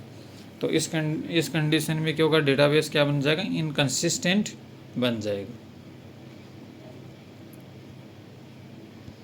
Second type आता है अनरिपीटेबल रीड फैंटम्स। जो अनरिपीट होगा वो फैंटम्स को रीड कर देगा। इसे इनकंसिस्टेंट रिट्रीवल प्रॉब्लम्स के नाम से भी जाना जाता है। इसे हम इनकंसिस्टेंट रिट्रीवल प्रॉब्लम्स के नाम से भी जानते हैं। जो अनरिपीटेबल रीड फैंटम्स होगा, it occur when the transactions two different values are read for the same database items. ये कब अकर होगी, जब कोई ट्रांजैक्शंस हो उसके टू डिफरेंट वैल्यू और सेम डेटाबेस आइटम्स हो। इसके जैसे हम एग्जांपल से समझ रहे हैं, एक ट्रांजैक्शन T1 है, दूसरी ट्रांजैक्शन T2 है। पहले रीड किया, उसने रीड कर लिया, उसके बाद उसने राइट किया और उसने फिर दोबारा उसको रीड कर लिया, रिपीट किया। ये ऐसा क्यों हुआ, उसको हम स्टेप से समझना चाहते हैं। जैसे T1 रीड करता वैल्यू ऑफ अक्स की, पहले आपने वैल्यू 10 पुटअप की, रीडिंग के अंदर 10 वैल्यू पुटअप की, उसने रीड कर ली। T2 read the value of X की 10 value. T1 update the value of X from 10 to 15। अब उसने वैल्यू अपडेट कर दी, यहाँ पे 10 से 15 कर दी बफर के अंदर। T2 ने क्या कर लिया, उसकी वैल्यू को फिर 15 पढ़ लिया। T2 again read the value of X is 15। उसने अपडेट नहीं किया वैल्यू को और उसने दोबारा से उसको रीड कर लिया। तो इस तरीके का जो इश्यू आता है उसको हम बोलते हैं अनरिपीटेबल रीड प्रॉब्लम। तो इसके अंदर क्या होगा, T2 get the read of the different value X in the second readings. जो क्या कर देगा, उसके अंदर सेकंड रीडिंग के अंदर डिफरेंट वैल्यू को रीड कर लेगा। T2 surprise how the value of X got change because according to it it is the running in isolation. जो T2 सरप्राइज होगा वैल्यू के लिए और क्या करेगा, चेंज कर देगा वैल्यू को, because it running in the isolation, जो आइसोलेशंस के अंदर रन करेगा। थर्ड पार्ट आता है lost update problem. This problem occur when the multiple transactions execute concurrently. ये प्रॉब्लम तब अकर होगी जब आपके पास में मल्टीपल ट्रांजैक्शंस हो और एक एग्जीक्यूट हो कॉन्करेंटली, तो लॉस्ट अपडेट प्रॉब्लम्स होगी, तो उसके अंदर बीच में से डेटा खो जाएगा। An update done by the data items transaction is lost as it the over return by the update done by the unorder transaction. इसके अंदर क्या होगा कि जब डेटा वो ट्रांजैक्शंस में लॉस्ट हो जाएगा और ओवरराइट कर देगा डेटा। एग्जाम्पल से हम समझने की कोशिश करें, ट्रांजैक्शन T1 है, ट्रांजैक्शन T2 है। रीड किया उसने, रीड कर लिया, रीड नहीं किया, राइट कर दिया सीधा, रीड खो गया उसके अंदर। और इसने कमिट किया, उसने पहले ही कमिट दिखा दिया। तो इसके अंदर देख सकते हैं आप, here the steps T1 read the value of A की पहली वैल्यू 10 है, उसने T1 ने अपडेट की ए की value 15 assuming in the buffers, उसने ए की वैल्यू को 15 कर दिया। T2 does blind write A equals to 25 without read in the buffers. अब उसने क्या किया, जब अपडेट किया तो उसने उसको बिना रीड किए ही क्या कर दिया, राइट कर दिया उस वैल्यू को और कमिट कर दिया। तो इस तरीके का जो ट्रांजैक्शंस हो गए उसको हम बोलते हैं loss update transaction. Concurrency T2 commit कर दिया, main the T2 commit it write A equals to 25 in the database. In the above example से अपन होता है कि T2 write overall return value of the X in the database, thus update from the T1 get lost. तो इस condition में क्या हो जाएगा, T1 लॉस्ट कर जाएगा। लॉस्ट अपडेट प्रॉब्लम को WW कॉन्फ्लिक्ट भी कहते हैं, राइट राइट कॉन्फ्लिक्ट भी कहते हैं। This problem occur whenever there is the write write conflict हो। ये तब अकर होता है जब राइट राइट कॉन्फ्लिक्ट क्रिएट होता है। In write write conflict there are two write one by each transaction the same data items without any read in the middles. तो इसके अंदर क्या होगा, राइट राइट कॉन्फ्लिक्ट के अंदर क्या होंगे, टू राइट्स होंगे one by each transaction on the same data types पे विदाउट एनी रीड किए हुए, इसको मिडल के अंदर। चौथा टाइप्स होता है phantom read problem. Phantom read problem के अंदर क्या होता है, this problem occur when a transaction read some variable from the buffer. ये ट्रांजेक्शन कब अकर होगी, तब अकर होगी ट्रांजेक्शन्स जब some variable from the buffer से होंगे। When a transaction read a variable once but it try to read that some variable again, an error occurs saying that is the variable does not exist। एक transactions read होगी इसके साथ में variables के, but not when to try to read some variable again and error occurs saying that is variable does not exist होंगी। तो इसके अंदर वेरिएबल डज नॉट, इसके अंदर आपने ले लिया ट्रांजेक्शन T1 और ट्रांजेक्शन T2। यहाँ पे आपने रीड किया, इसने रीड कर लिया, यहाँ पे आपने डिलीट किया, फिर इसने फिर उसको दोबारा रीड कर लिया। तो इसको हम बोलते हैं फैंटम रीड। वो फैंटम तौर पे उसने उसको रीड कर लिया। तो इस तरीके की ट्रांजैक्शन आपको देखने को मिलेगा, उसको हम फैंटम रीड प्रॉब्लम बोलते हैं। T1 को उसने रीड किया, T2 को रीड कर लिया, T1 ने उसको डिलीट कर दिया, T2 trying to read but does not find. उसको आपने डिलीट कर दिया, उसको ये दोबारा T2 फाइंड आउट करने की कोशिश कर रहा है, उसको दोबारा से रीडिंग दिखा देता है। In above examples, T2 find that there is not existing any variable x when he is trying to find the x again.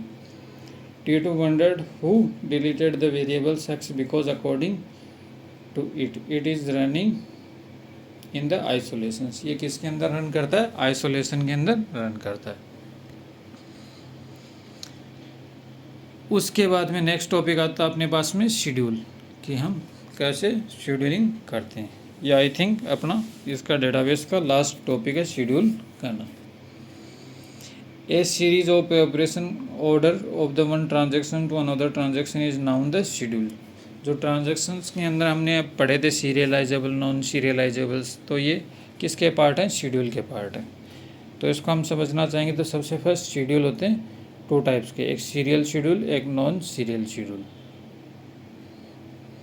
Non serial के फिर दो टाइप्स होते हैं, एक होते हैं सीरियलाइजेबल, दूसरा होता है नॉन सीरियलाइजेबल। ये काफ़ी मोस्ट इम्पोर्टेंट पार्ट है डेटाबेस के अंदर, आप देख लेना। कॉन्फ्लिक्ट सीरियलाइजेबल, उसके फिर दो टाइप्स हो गए, कॉन्फ्लिक्ट सीरियलाइजेबल और व्यू सीरियलाइजेबल। नॉन सीरियलाइजेबल को फिर दो पार्ट के अंदर बांटा गया है। फर्स्ट आ गया रिकवरेबल, दूसरा आ गया नॉन रिकवरेबल। रिकवरेबल को फिर तीन पार्ट में बांटा गया, कैस्केडिंग शेड्यूल बोलते हैं, और कैस्केडलेस शेड्यूल हो गए, और स्ट्रिक्ट शेड्यूल हो गए। तो ये रिकवरेबल के ही पार्ट होते हैं। और रिकवरेबल और नॉन रिकवरेबल किसके पार्ट होते हैं? नॉन सीरियलाइजेबल के। और नॉन सीरियलाइजेबल किसका पार्ट होता है? शेड्यूल का पार्ट होता है। सबसे फर्स्ट हम पढ़ते हैं सीरियल शेड्यूल। नाम से ही पता लग रहा है कि सीरियल के अंदर होगी जो शेड्यूल, वो सीरियल शेड्यूल का पार्ट होगा। अब हम समझने को, इन the serial schedule one transaction execute completely before starting another transaction. इसमें यह कह रहा है कि एक ट्रांजैक्शन जब कंप्लीट हो जाएगी उसके बाद ही दूसरी ट्रांजैक्शन स्टार्ट होगी, तो उसको हम बोलते हैं serial schedule. In the serial schedule when a first transaction complete its cycle then the next transaction is activated. जब एक ट्रांजैक्शन कंप्लीट हो चुकी है तभी दूसरी नेक्स्ट ट्रांजैक्शन एग्जीक्यूट होगी इसके अंदर। Characteristics are always following by serial schedule. जो कैरेक्टरिस्टिक्स होंगी सीरियल शेड्यूल में वो कौन कौन सी फॉलो करेंगे? कंसिस्टेंट होना चाहिए, रिकवरेबल होना चाहिए, कैस्केडलेस होना चाहिए और स्ट्रिक्ट होने चाहिए। तो ये उसकी कैरेक्टरिस्टिक्स हैं, तो ये उसी फॉलो होनी चाहिए उसके साथ में। जो सीरियल शेड्यूल होगा उसके साथ में कंसिस्टेंट होना चाहिए, रिकवरेबल होना चाहिए, कैस्केडलेस होना चाहिए, स्ट्रिक्ट होना चाहिए। एग्जाम्पल से हम समझना चाहें, सबसे फर्स्ट ट्रांजैक्शन T1 और ट्रांजैक्शन T2। रीड किया, राइट कर दिया, उसको कमिट कर दिया। ठीक, ये पहली ट्रांजैक्शन की, उसके बाद में दूसरी ट्रांजैक्शन ने उसको रीड किया, राइट किया और उसको कमिट कर दिया। इन दिस शेड्यूल के होंगे ट्रांजैक्शन T1 एग्जीक्यूट फर्स्ट। तो जो ट्रांजैक्शन T1 पहले एग्जीक्यूट होगी, उसके बाद में after T1 complete is execution transaction T2 execute होगी। यदि आपकी ट्रांजैक्शन T1 कंप्लीट हो जाएगी उसके बाद में ही ट्रांजैक्शन T2 एग्जीक्यूट होगी। सो this is the example of serial schedule. ये सीरियल शेड्यूल का एग्जांपल होगा। इसके अंदर यदि आपकी ट्रांजैक्शन T1 कंप्लीट होगी उसके बाद ही ट्रांजैक्शन T2 एग्जीक्यूट होगी और उसके बाद में ही ट्रांजैक्शन शेड्यूल होगी। उसके बाद में transaction T1 transaction T2 read किया, राइट किया और आपने कमिट किया, तो आप उसको देख सकते हो ट्रांजैक्शंस को रीड किया, राइट किया और कमिट किया। इन दिस शेड्यूल आप देख सकते हो ट्रांजैक्शन T2 एग्जीक्यूट फर्स्ट होगी, after T2 complete it executions transaction T1 execute होंगी। So this is the example of serial schedule. तो ये किसका एग्जांपल होगा? सीरियल शेड्यूल का एग्जांपल होगा कि आपने ट्रांजैक्शंस को एग्जीक्यूट किया और उसके बाद में किसी भी तरीके से कर दो, या तो पहले इस ट्रांजैक्शन को कर दो या पहले इस ट्रांजैक्शन को। पर एक ट्रांजैक्शन पहले कंप्लीट होगी उसके बाद ही दूसरी ट्रांजैक्शन होगी। यह सीरियल शेड्यूल का पार्ट होता है। सेकेंड पार्ट आ गया नॉन सीरियल शेड्यूल। उसके अंदर क्या होता है? Multiple transaction execute concurrently. यहाँ पे मल्टीपल ट्रांजैक्शंस कॉन्करेंटली एग्जीक्यूट होंगे। Operations of all transactions are interleaved और मिक्सड विथ ईच अदर। जो ऑपरेशंस होंगे एक दूसरे के साथ इंटरलीव्ड होंगे और मिक्सड होंगे एक दूसरे के साथ में। जैसे कि दो ट्रांजैक्शन एक साथ होगी तो एक साथ चलती रहेंगी। Characteristic is not following always the non serial schedule that consistent, recoverable, cascadeless and the strict not compulsory follow always. तो नॉन सीरियल शेड्यूल होगा वो इसको कंपल्सरी फॉलो नहीं करेगा। ट्रांजैक्शन T1 और ट्रांजैक्शन T2 ले लिया आपने। पहले ट्रांजैक्शन रीड किया और सेकंड का राइट कर दिया, फिर सेकंड का रीड किया, फिर सेकंड का राइट कर दिया, कमिट कर दिया। इसके अंदर ट्रांजैक्शंस के अंदर पहले का रीड किया, सेकंड का भी रीड किया और कमिट कर दिया। तो ये नॉन सीरियल शेड्यूल का टाइप्स हो गया कि यहाँ पे उसने क्या किया कि यहाँ पे जैसे दो ट्रांजैक्शन एक साथ में चल रही हैं, यहाँ पे आई थिंक ये आना चाहिए था, ये गलत लिखा हुआ है, या फिर एक ट्रांजैक्शन को इसमें कंप्लीट करके दिखाना चाहिए था, यहाँ पे भी दिखाना चाहिए था। तो इसमें नॉट कंपल ये होता है कि आपको इसमें वैसे कंफर्म नहीं कि जैसे दो ट्रांजैक्शन एक साथ में चलती रहती हैं, पहले कोई सा भी घट सकता है, पहले कोई सी भी ट्रांजैक्शन कंप्लीट हो सकती है। तो वो जिस तरीके का शेड्यूल होता है उसको नॉन सीरियल शेड्यूल कहते हैं। इन दिस शेड्यूल क्या होता है, there are the two transaction T1 and T2 execute concurrently, the operations T1 and the T2 are interleaved. So this example of non serial schedule. यहाँ पे दो operation हो रहे हैं, ट्रांजेक्शन 1 पे दो ऑपरेशन परफॉर्म हो रहे हैं, T2 पे उन्हीं को परफॉर्म करके कमिट करेगा। पहले ट्रांजेक्शन ये हो रही है, उसी के साथ ये भी चलती रहेगी, और जैसे जैसे जिसके पार्ट कंप्लीट हो जाएंगे उसको कमिट शो कर देगा। Finding the number of schedule, number of schedule को आप कैसे फाइंड आउट करोगे? सबसे first consider there are the number of the transaction in T1 and T2, T3 with Tn and the N1, N2, N3 and number of the operations respectively। आपके पास में क्या n number of transactions है, जैसे T1, T2 और T3, Tn क्या है, n number of transactions है, और उसके साथ में नंबर ऑफ ऑपरेशंस है, N1, N2, N3, N तक क्या नंबर ऑफ ऑपरेशंस है। Total number of possible schedules serial plus non serial is given by. यदि total number of possible schedules आपको देखने हैं सीरियल प्लस नॉन सीरियल दोनों को मिला के, तो आप देख सकते हो N1 प्लस N2, N3 और Nn यहाँ पे क्या हो गई। उसके बाद में इसको आपने डिवाइड कर दिया, N1 का फैक्टोरियल, N2 का फैक्टोरियल, N3 का फैक्टोरियल, N का फैक्टोरियल। तो ये क्या करेगा, सीरियल प्लस नॉन सीरियल दोनों शेड्यूल्स को जोड़ेगा और उसके साथ में उसको डिवाइड फैक्टोरियल से मल्टीप्लाई फैक्टोरियल से डिवाइड कर देगा। जैसे हम समझना चाहें इसको, the total number of serial schedule n factors है, तो number of different way of arranging transactions, n के नंबर ऑफ कितने तरीके से आप उसको ट्रांजेक्शन्स को अरेंज कर सकते हो। The total number of non serial schedule में, क्योंकि टोटल शेड्यूल में से सीरियल शेड्यूल को आप घटा दोगे तो टोटल नॉन सीरियल शेड्यूल आ जाए। यदि हम इसका एग्जाम्पल करना चाहें तो आप एग्जाम्पल से समझ सकते हो। Consider there are the 3 transactions with the 2, 3, 4 operations respectively. Find how many total number of schedules are possible। ये कह रहा है कि उसके टोटल कितने शेड्यूल पॉसिबल होंगे। सबसे first total number of schedule आप देख लीजिए, जैसे अपने पास में 3 ट्रांजेक्शन्स हैं, उस पर ऑपरेशन हो रहे हैं, तीनों ट्रांजेक्शन, पहले ट्रांजेक्शन पे 2 ऑपरेशन, दूसरी पे 3, तीसरी पे 4 ऑपरेशन हो रहे हैं। आप क्या करोगे, सबसे फर्स्ट ऊपर दो जितने ट्रांजेक्शन्स हो रही हैं उसको जोड़ दोगे, 2, 3 प्लस 4 सबका फैक्टोरियल, 4, 3, 7 और 2, 9 का फैक्टोरियल ऊपर आ जाएगा। उसके बाद में डिफरेंट ट्रांजेक्शन्स के फैक्टोरियल के मल्टीपल, 2 का फैक्टोरियल, 3 का फैक्टोरियल, 4 का फैक्टोरियल। अब इसको सॉल्व करोगे तो 9 फैक्टोरियल को लिखोगे 9, 8, 7, 6, 5, 4 फैक्टोरियल, क्योंकि 4 से 4 काट देंगे, इस 4 नीचे वाले 4 से 4 कट गया, 2 का होगा 2 × 1, 3 फैक्टोरियल का 3 to 1, 3 to 1 से 6 कट गया, 2 से इसको काट दोगे 4 टाइम, इसको मल्टीप्लाई करोगे कितना आएगा 1260। यहाँ पे total number of serial schedules कितने, 3 फैक्टोरियल, क्योंकि 3 ट्रांजेक्शन्स हैं तो n फैक्टोरियल क्या होते हैं, टोटल सीरियल शेड्यूल होते हैं। तो टोटल कितने सीरियल शेड्यूल हैं, 6 से। तो इस ट्रांजेक्शन्स में क्योंकि 3 ट्रांजेक्शन है यहाँ पे, तो नॉन सीरियल शेड्यूल आप यहाँ पे फाइंड आउट करोगे तो टोटल शेड्यूल आया अपने पास में 1260। उसमें से सीरियल शेड्यूल आपने घटा दिया तो 1254 क्या है, उसके नॉन सीरियलाइजेबल शेड्यूल है।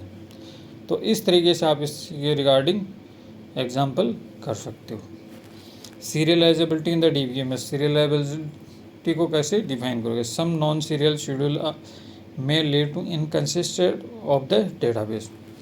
जो नॉन सीरियल शेड्यूल्स हैं उसके अंदर लीड करेंगे इनकंसिस्टेंटी को डाटाबेस के अंदर। The serializability of the schedule is used to find the non-serial schedule that allow the transaction to execute concurrently without interfering with another। तो इसके अंदर क्या होगा, जो सीरियलाइजेबिलिटी होगी शेड्यूल की वो फाइंड आउट करने के लिए नॉन सीरियल शेड्यूल की अलाउ करता है ट्रांजेक्शन्स को एग्जीक्यूट करने के लिए कॉन्करेंटली विदाउट किसी भी तरह का इंटरफेयर करते हुए एक दूसरे से, उसके लिए यूज करेंगे। If a given non-serial schedule of n transactions it equivalent to the sum serial schedules of the n transactions, then it is called the serializable schedule। यदि आपके पास में नॉन सीरियल शेड्यूल है, उसके n ट्रांजेक्शन्स हैं और ये equivalent है किसके, सम सीरियल शेड्यूल्स के इक्विवेलेंट है n ट्रांजेक्शन्स, तो इसको हम क्या कहेंगे, as called is serializable schedule हम इसको कहेंगे। Serializable schedule behave exactly some of the serial schedules. जो सीरियलाइजेबल शेड्यूल होगा वो किसकी तरह बिहेव करेगा, सीरियल शेड्यूल की तरह बिहेव करेगा। Serializable schedule are follow characteristic of schedule that the consistent होना चाहिए, रिकवरेबल होना चाहिए, कैस्केडलेस होना चाहिए एंड द स्ट्रिक्ट होना चाहिए।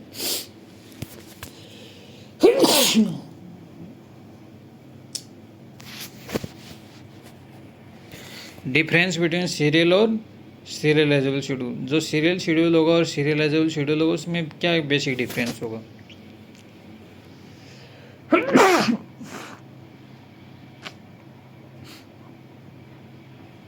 सबसे फर्स्ट डिफरेंस होगा अपने पास में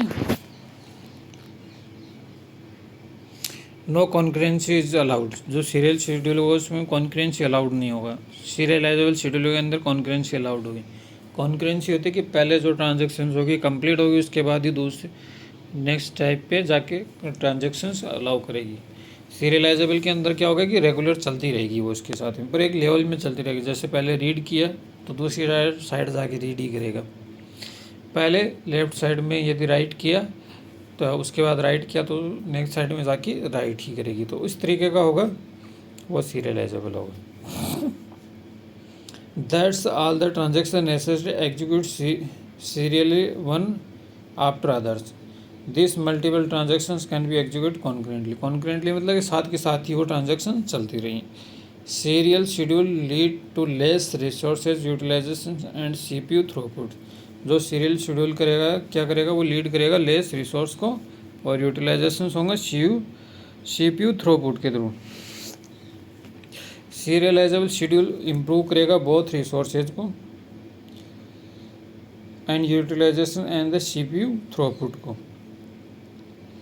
उसके बाद में serial schedule are the less efficient as the compare to the serial schedules.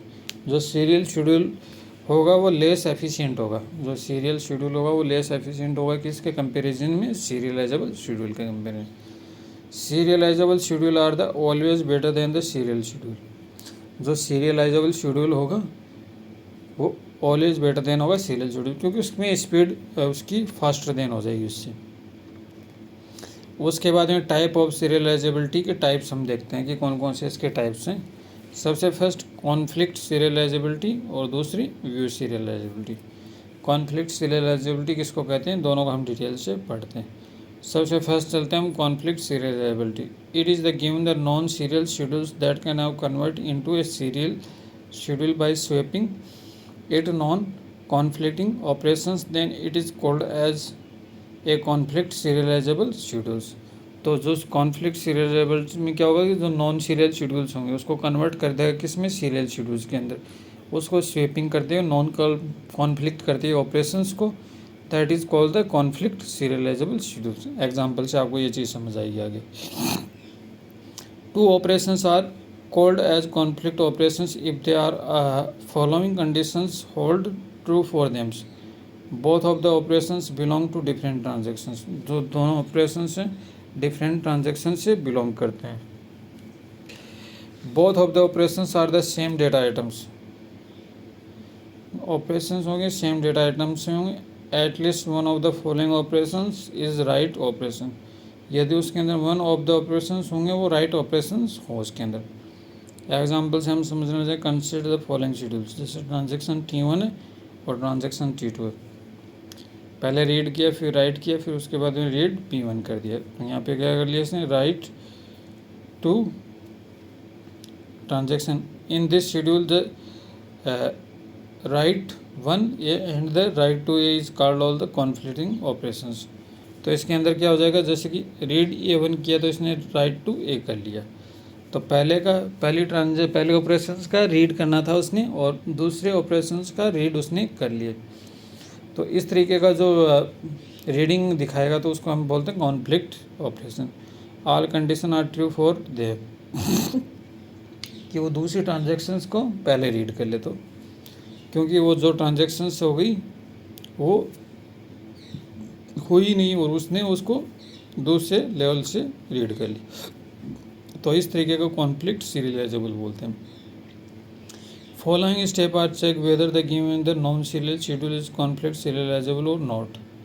हम चेक करते हैं कि कोई जो शेड्यूल है कॉन्फ्लिक्ट सीरियलाइजेबल है भी या नहीं है। तो इसके फर्स्ट स्टेप होता है find and list all the conflict operations, जितने उसके कॉन्फ्लिक्ट ऑपरेशंस होंगे उसको फाइंड आउट करेंगे। स्टेप 2 के अंदर क्या करेंगे, start creating a precedence graph by drawing one node for each transaction. Second के अंदर क्या करेंगे, उसमें जो ड्राइंग करेंगे one node for the each transactions के लिए ड्राइंग करेंगे। स्टेप 3 के अंदर क्या करेंगे, draw and the edge for the each conflict pair such as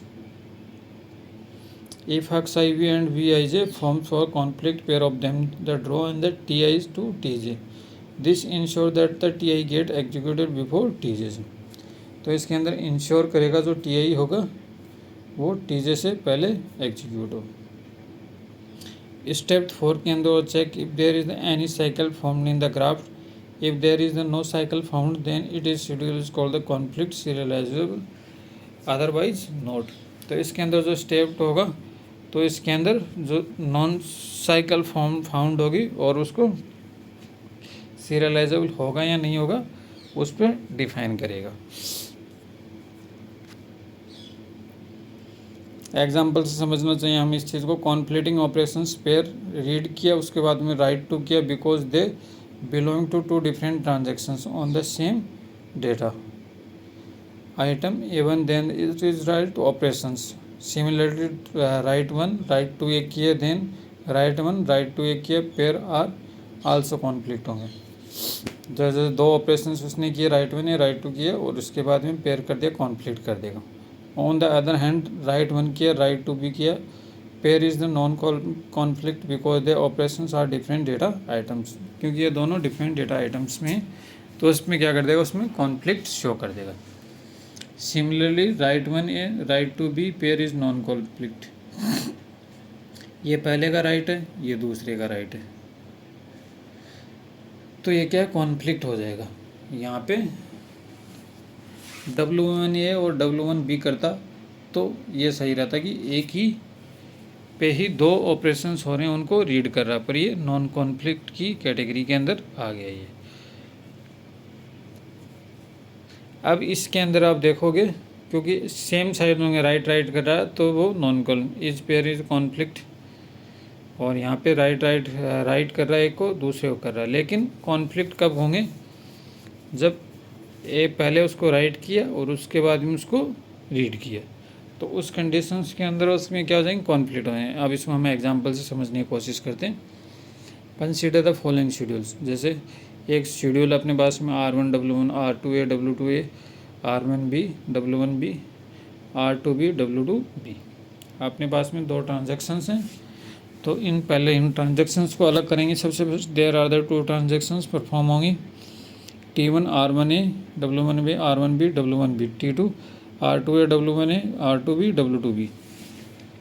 अब पॉसिबल शेड्यूल क्या क्या बनेंगे इसके, जैसे दो ट्रांजेक्शन्स हैं अपने पास में, तो दो पॉसिबल, 2 का फैक्टोरियल 2 × 1। एक तो हम जा सकते हैं ट्रांजैक्शन T1 से T2 की ओर, दूसरा हम जा सकते हैं ट्रांजैक्शन T2 से T1 की ओर। Swapping of non conflict operations R2A से R1B की ओर। उसके बाद में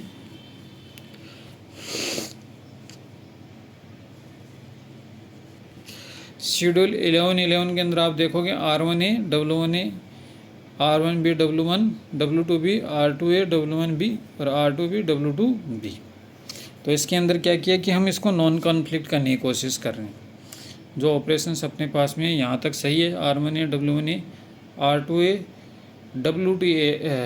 W2A यहाँ तक है, तो इसके अंदर क्या करोगे, उसके बाद में आप लाओगे यहाँ पे R1B लाओगे और इसको यहाँ से यहाँ कॉन्फ्लिक्ट कर दो। यही प्रोसेस इसके अंदर की है।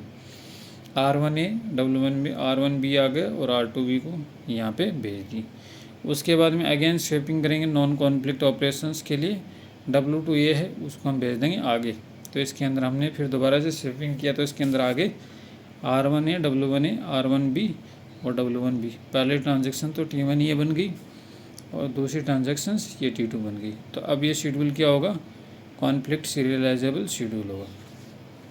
तो इसके अंदर क्या आ गया, ये पूरा शेड्यूल उसके अंदर आ गए कि एक ले के अंदर आ गया पूरा, तो ये कॉन्फ्लिक्ट सीरियलाइजेबल शेड्यूल्स होंगे। अब एग्जांपल दूसरा दे रखा आपको, अब इसको S2 से जाते हैं आप, ये तो हम गए थे S1 से 1 और 2, ये पहला परफॉर्म किया एक्शन, दूसरा परफॉर्म किया, दो एक्शन परफॉर्म किया S1 पे। यदि आप S2 पे पहला एक्शन परफॉर्म करते तो S21 हो जाता, दूसरा परफॉर्म करते तो S22 हो जाता। तो इसके अंदर देखते दो ट्रांजेक्शन सेम बनाई, उसके बाद हम जा रहे हैं T2 से T1, S21 से R2A W2A।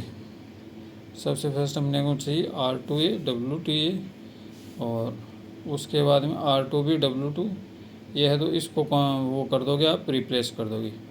R1 को यहाँ से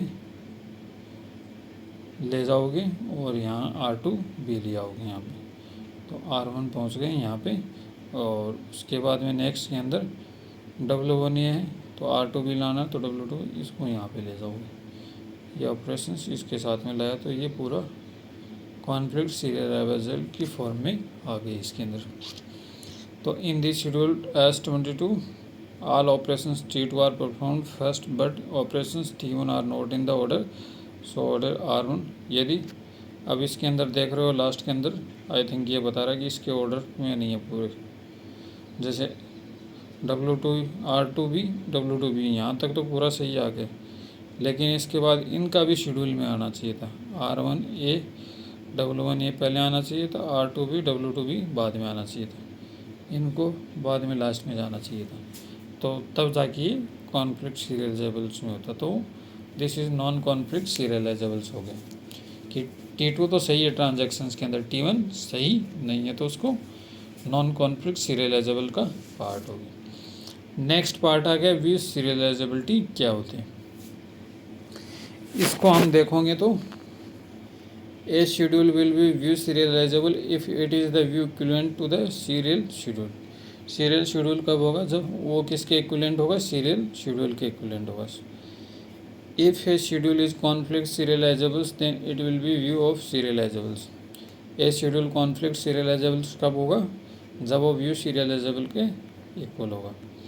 अब इसको आप समझना चाहो एग्जांपल से, तो आप देख सकते हैं view equivalent schedules, two schedules S1 S2 are thus said to be equivalent if they satisfy all the following conditions। View equivalent schedule कब होंगे, जब दो transactions S1 S2 are said to be view equivalent कब कही जाएंगी, जब दोनों conditions हो। सबसे फर्स्ट उसके अंदर देखोगे initial read, and initial read of the both schedule must be same. Suppose there are two schedule S1 and S2 in the schedule S1, if the transaction T1 are reading the data items then S2 transaction T1 should also read A। Initial read के अंदर, इसके अंदर आप क्या पढ़ोगे, जैसे initial read both transaction must to be same होने चाहिए। Suppose there are the two transactions S1 S2 in this schedule S1 the transaction T1 reading the data then S2 then it is the T1। इसको example से हम समझना चाहते हैं, जो transaction से T1 रीड किया उसको राइट किया, T1 को रीड किया उसको राइट किया, शेड्यूल 1 था और शेड्यूल S2 था। The above schedules are view equivalent because initial read operations in schedule S1 done by the T1 and S2 is done by T1। अच्छा, ये भी T1 के द्वारा पहले परफॉर्म किया, ये भी T1 के द्वारा पहले परफॉर्म किया गया, तो उसको हम व्यू इक्विवेलेंट शेड्यूल कहते हैं। इनिशियल रीड बोलते हैं। अपडेटेड रीड पार्ट क्या होते हैं, in this schedule S1 there is the reading A which is updated by TJ in this S2 also TI should be read in the which updated by the TJ। इसको आप समझना चाहोगे तो T1 right है, फिर उसको right किया, फिर राइट किया, तीन ट्रांजेक्शन्स हैं। सबसे फर्स्ट उसने ट्रांजेक्शन T2 को रीड किया, उसको राइट किया, उसके बाद T1 को राइट किया, उसके बाद में T3 को रीड किया, तो इस तरीके का अपडेटेड रीड शेड्यूल बोलते हैं। Above two schedule is not equal view because S1 T3 is reading A update T2 and the S2 T3 is the reading updated by the T1s। तो इसके अंदर ये बता रहा है कि जो पहले पढ़ रहा है कि T2 को पहले पढ़ रहा है और उसको बाद में पढ़ रहा है T1 को,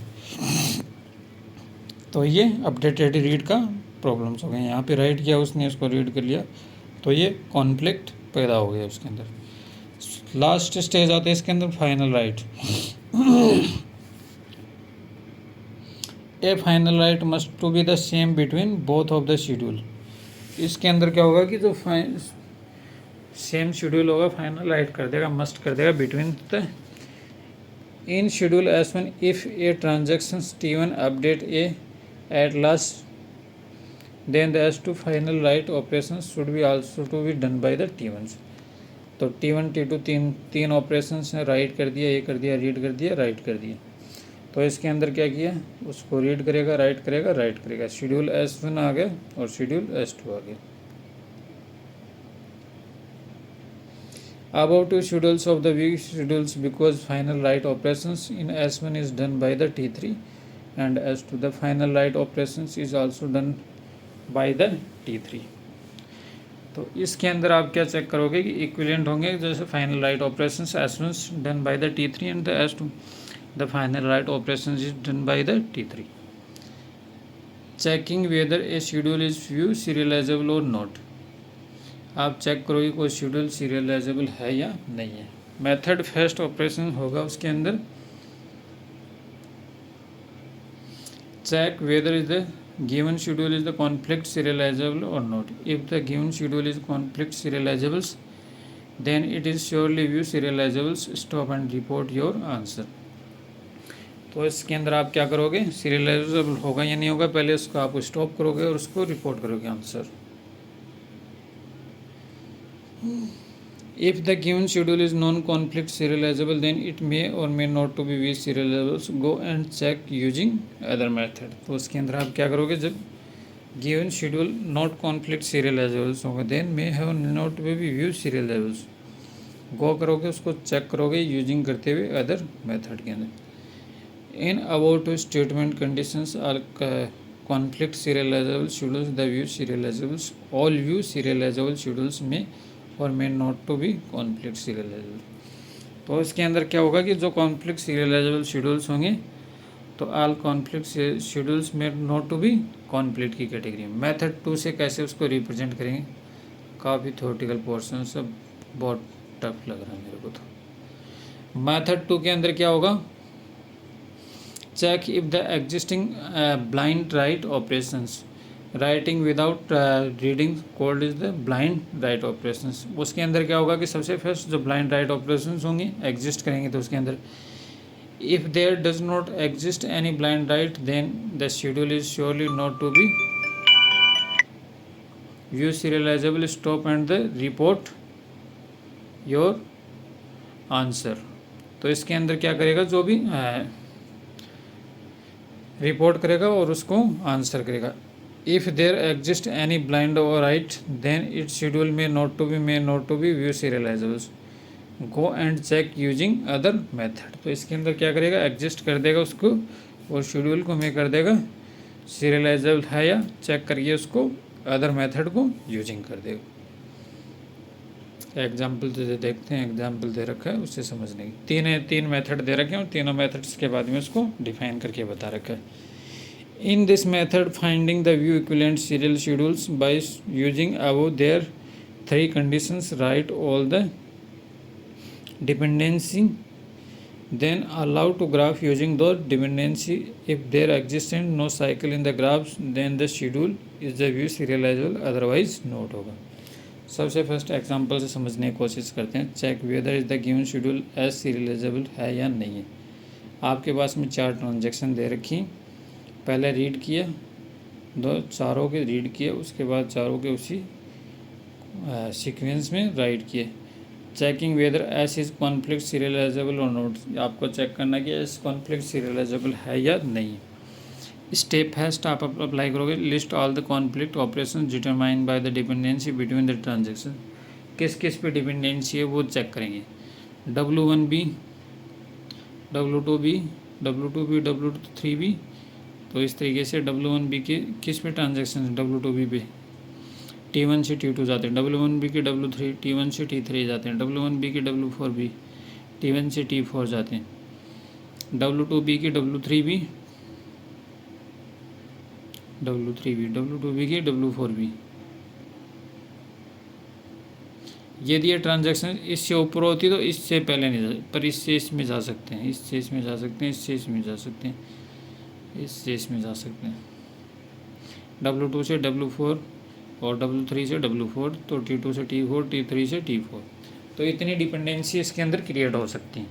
तो draw the president of graphs, जैसे T1 से T2 गए, T1 से T3 गए, उसके बाद T1 से T4 गए, T1 से T4 गए, T2 से T3 गए, T2 से T3 गए, T2 से T4 गए, T2 से T4, T3 से T4। तो आपके पास में क्या बन गया, ग्राफ बन गया इस चीज़ का। The graph show the clarity about there existing in no cycle in the president graph. तो ये ग्राफ बनाए कि इसके अंदर कोई भी एक दूसरे को कॉन्करेंटली काट नहीं रहा। There for the given schedule S is conflict serializable. तो ये कॉन्फ्लिक्ट सीरियल, क्योंकि कहीं पे भी एक दूसरे को वैसे कट नहीं कर रहा, बीच में आराम से सब में एक शेड्यूल के अंदर सीरियलाइजेबल हो रहा, तो इसको हम कॉन्फ्लिक्ट सीरियलाइजेबल बोलेंगे।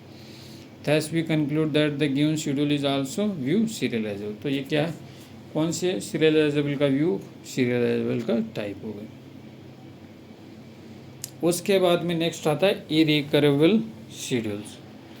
जैसे रिकवरेबल के पार्ट पढ़ लिए हमने, अब इरिकवरेबल के पढ़ते हैं, कैस्केडलेस, कैस्केडिंग और थर्ड। सबसे first, if in the schedule a transaction perform a dirty operations for and the uncommitted transactions and commit before the transaction from the which of you have to be read the value, then schedule is known as the irrecoverable schedule. जब हम एक transactions को पढ़ते हैं और उसके अंदर read करते हैं, तो इसके अंदर जो शेड्यूल्स होंगे उसको हम इरिकवरेबल शेड्यूल्स के पार्ट के अंदर मानेंगे।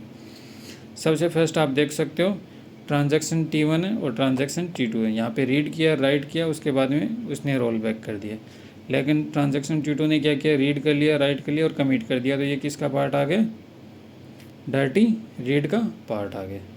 तो इस डर्टी रीड से बचने के लिए T2 perform the dirty read operation. T2 ने T2 commit before T1, T2 ने बिफोर T1 से कमिट कर दिया। T1 fail later the roll back, T1 ने फेल कर दिया और उसको क्या कर देगा, रोल बैक कर देगा। The value that T2 read now stand and incorrect. तो T2 क्या करेगा, वैल्यू को रीड करेगा और इसको क्या कर देगा, इनकरेक्ट कर देगा। T2 can not recover the since it have to be already committed. तो T2 क्या करेगा, उसको नॉट रिकवर करेगा। अब T2 उसको रिकवर नहीं कर पाएगा और इसको क्या कर देगा, कमिटेड कर देगा। तो इस तरीके का जो शेड्यूल होगा उसको हम इरिकवरेबल शेड्यूल के पार्ट में मानते हैं। सेकंड आता है रिकवरेबल शेड्यूल्स के अंदर कौन कौन से आते हैं। If in the schedule a transaction perform a dirty read operation for the uncommitted transaction, it committed operation is delayed till the uncommitted transaction either commit या roll back, then such a schedule is known as the recoverable। कि उसने पहले commit नहीं किया, commit करने के बाद में तो वापस रिकवर नहीं हो सकता है, लेकिन वो वेट करता रहेगा, कमिट करे फेल करे, तो तब तक वो रिकवरेबल की पोजिशंस में। The commit operations of the transaction that perform a dirty read is delayed, this ensure that the still has to be chance to be recover if the committed transactions fail या later. यहाँ पे क्या लिया आपने, देखिए जैसे transaction T1 ले ली, transaction T2 ले ली, रीड किया, राइट किया, उसके बाद यहाँ जाके कमिट किया। इसने भी क्या कर लिया, रीड कर लिया, राइट कर लिया, वेट करता रहा कि ये कमिट करेगा, फेल करेगा, उसके बाद इसने कमिट करने के बाद कमिट किया। तो ये रिकवरेबल शेड्यूल का पार्ट। यहाँ इसने कमिट नहीं किया, न फेल दिखा, तो तब तक ये ट्रांजेक्शन वापस रिकवर हो सकती है। यही इसका पार्ट है। T2 perform a dirty read operations, the commit operations of T2 delay T1 commit roll back, then T1 commit letters, T2 is now allowed to a commit. In this case T1 would have to be fail, T2 have to be chance to recover rolling back. अब T2 के पास में एक chance है और recover करने का, rolling back करने का उसको। तो यहाँ तक जब तक कमिट नहीं करता उसके पास में एक चांस होता है उसको रोल बैक करने का।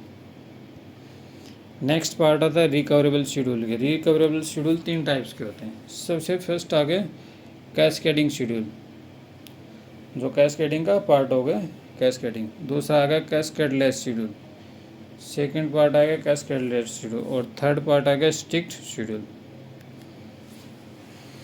सबसे फर्स्ट चलते हैं हम कैस्केडिंग शेड्यूल के अंदर। कैस्केडिंग शेड्यूल के पार्ट कौन से होते हैं। A cascading rollback is a type of rollback in which if a one transaction fail then it will be cause करता है रोल बैक करने का अदर डिपेंड ट्रांजेक्शन्स को।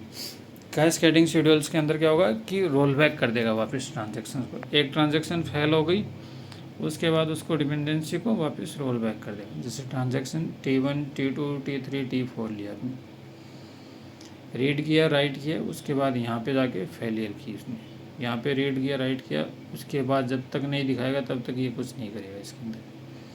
तो ये कैस्केडिंग का इफेक्ट है कि ट्रांजेक्शन चल रही है एक के बाद T1 के बाद T2, T2 के बाद T3, T के बाद T4, पर अभी तक भी ये पूरा, यदि यहाँ फेलियर किया तो इसने यहाँ पे जाके ये भी फेलियर कर दिया। The given transaction schedule is cascading rollback because T1 is failure, T2 is rollback and rollback of T2 cause the rollback of T2। यदि फर्स्ट फेलियर हो गए तो सेकंड भी फेलियर होगी, सेकंड फेलियर होगी तो थर्ड भी फेलियर होगी, थर्ड फेलियर हो गई तो फोर्थ भी फेलियर हो जाएगी। तो इस तरीके से रोल बैक करके to roll back the T3 and T4 roll back कर देगा। तो इस तरीके से पूरे को वापस वो रोल बैक कर देगा। नेक्स्ट आता है कैस्केडलेस शेड्यूल। कैस्केडलेस शेड्यूल के अंदर क्या होगा, when a transaction is not allowed to read the data until the last transaction which has to be written in the committed and aborted, these type of schedules are called cascadeless schedule। cascadeless schedule के अंदर क्या होगा कि जब तक data को read जो last transactions हो गए तब तक कमिट या अपलोडेड नहीं करेगा, वो शेड्यूल कैस्केडलेस शेड्यूल का पार्ट होगा। तो यहाँ से समझ सकते हो कि जैसे रीड किया, राइट किया, राइट कर लिया उसने, उसके बाद रीड किया और उसके बाद ही कमिट किया। Here the updated value of the X is read by transaction T2 after the commit of transaction. उसने रीड ही उसके बाद किया कि पहले राइट किया तो राइट कर दिया इसने, पर इसने जब तक कमिट नहीं किया तब तक इसने रीड नहीं किया, इसको वेट किया, उसके बाद रीड किया और उसके बाद में कमिट किया। तो इस तरीके का जो शेड्यूल होगा उसको हम बोलते हैं कैस्केडलेस शेड्यूल। तो ये तो सिंपल सा ही है। उसके बाद में थर्ड पार्ट आता है स्ट्रिक्ट शेड्यूल। कौन सा होता है? Strict schedule are the neither write or read of a data item allowed until previous transaction is committed. तो इसके अंदर के स्ट्रिक्ट शेड्यूल क्या करेगा, जब तक रीड या राइट नहीं करेगा आइटम्स को, जब प्रीवियस ट्रांजेक्शन्स को कमिट नहीं करते। In the other way this transaction perform return operation has to be completed first then the other operations to be complete. इसके अंदर क्या होगा कि जैसे कि फर्स्ट ट्रांजेक्शन परफॉर्म हो जाएगी उसके बाद में नेक्स्ट ट्रांजेक्शन्स को इसमें परफॉर्म करेगा।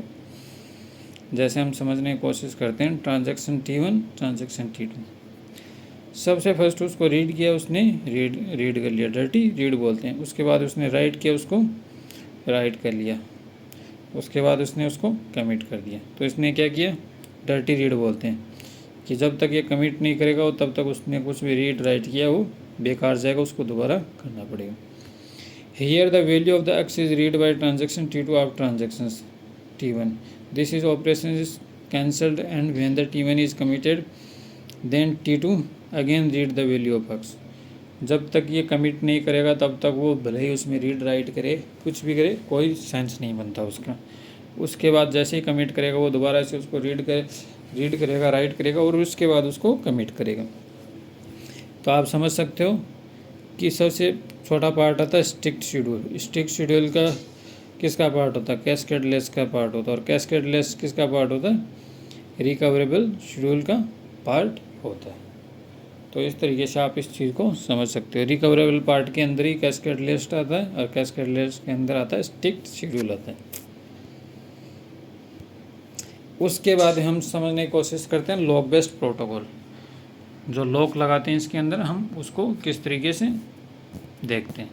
सबसे first, in this type of protocol one transaction can not be read या write data until the acquires appropriate lock in it। there are two types of locks, shared lock और exclusive locks। जैसे lock होते हैं two types के होते हैं। First होता है शेयर लॉक, कि लॉक किस लिए लगाए जाते हैं ट्रांजैक्शन में, कि जब तक ट्रांजैक्शन चल रही है तो दूसरी ट्रांजैक्शन उसको बीच में डिसमिस नहीं कर सके, उसके लिए हम लॉक यूज करते हैं। तो दो तरीके के लॉक यूज होते हैं, पहला होता है शेयर्ड लॉक और दूसरा होता है एक्सक्लूसिव लॉक। पहले पढ़ते हैं हम share lock. It is also known as the read only lock. In the share lock भी the data can only read by the transactions. तो इसके अंदर जो डेटा होगा वो किसके द्वारा रीड होगा? डेटा को can only read by the transactions के द्वारा इसमें डेटा को रीड किया जाएगा. It can be shared between the transaction because when the transaction hold or lock it can not to be update the data on the items. तो इसके अंदर जो शेयर्ड बिटवीन होगा transactions when the transaction hold the lock and it can not to be update the data. जो data को update नहीं करेगी, lock लगा दोगे. दूसरा टाइप्स होता है लॉक का exclusive lock. In this exclusive lock the data item can be both read as well as written by the transactions. इसके अंदर क्या होगा कि जो आपने एक्सक्लूसिव के अंदर जो लॉक लगाया इसमें डेटा को रीड भी करेगा और उसके साथ में रिटर्न भी करेगा ट्रांजेक्शंस को. This lock is exclusive. In this lock multiple transaction do not modify the same data simultaneously. जो डेटा को साइमल्टेनियसली मॉडिफाई नहीं करेगा. सबसे फर्स्ट आपने कोई भी डेटा लिया, एक्सक्लूसिव लिया, वेटिंग फॉर रीड कर रहा है, राइट फॉर प्रोग्रेस कर रहा है. जो फर्स्ट वाले होते हैं उस पर लॉक लगते हैं. और शेयर्ड के अंदर क्या होता है, रीडिंग डेटा को करते हैं और मल्टीपल रीडिंग के ऑप्शन आ रहे हैं. ठीक है. एक्सक्लूसिव के अंदर क्या होंगे कि अलग अलग होंगे और शेयर्ड के अंदर क्या होंगे एक के साथ में मल्टीपल रीडिंग के ऑप्शंस दे दे तो एक के साथ में शेयर्ड करते तो वो शेयर्ड लॉक का टाइप्स होगा. Type of lock protocol. 4 types के लॉक होते हैं. इसके अंदर सिंपली लॉक के 4 टाइप के प्रोटोकॉल लगते हैं. सबसे first simplistic lock protocol. Simplistic lock protocols कौन से होते हैं? It is the simplest way to locking the data during a transaction. जो ट्रांजेक्शन आप कर रहे हो उसके दौरान जो लॉक लगाओगे तो सिंपल जो लॉक यूज़ करोगे उसको हम सिंप्लिसिटी लॉक प्रोटोकॉल कहते हैं. Simplicity lock based protocol allow all transaction to be lock data before inserting, deleting and updating. Simplicity lock कब लगाया जाता है? जब आप किसी के अंदर डेटा इंसर्ट कर रहे हो, डिलीट कर रहे हो, अपडेट कर रहे हो.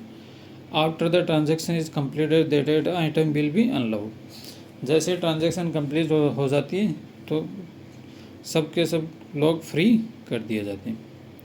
सेकेंड पार्ट आता है प्री क्लेमिंग लॉक प्रोटोकॉल्स.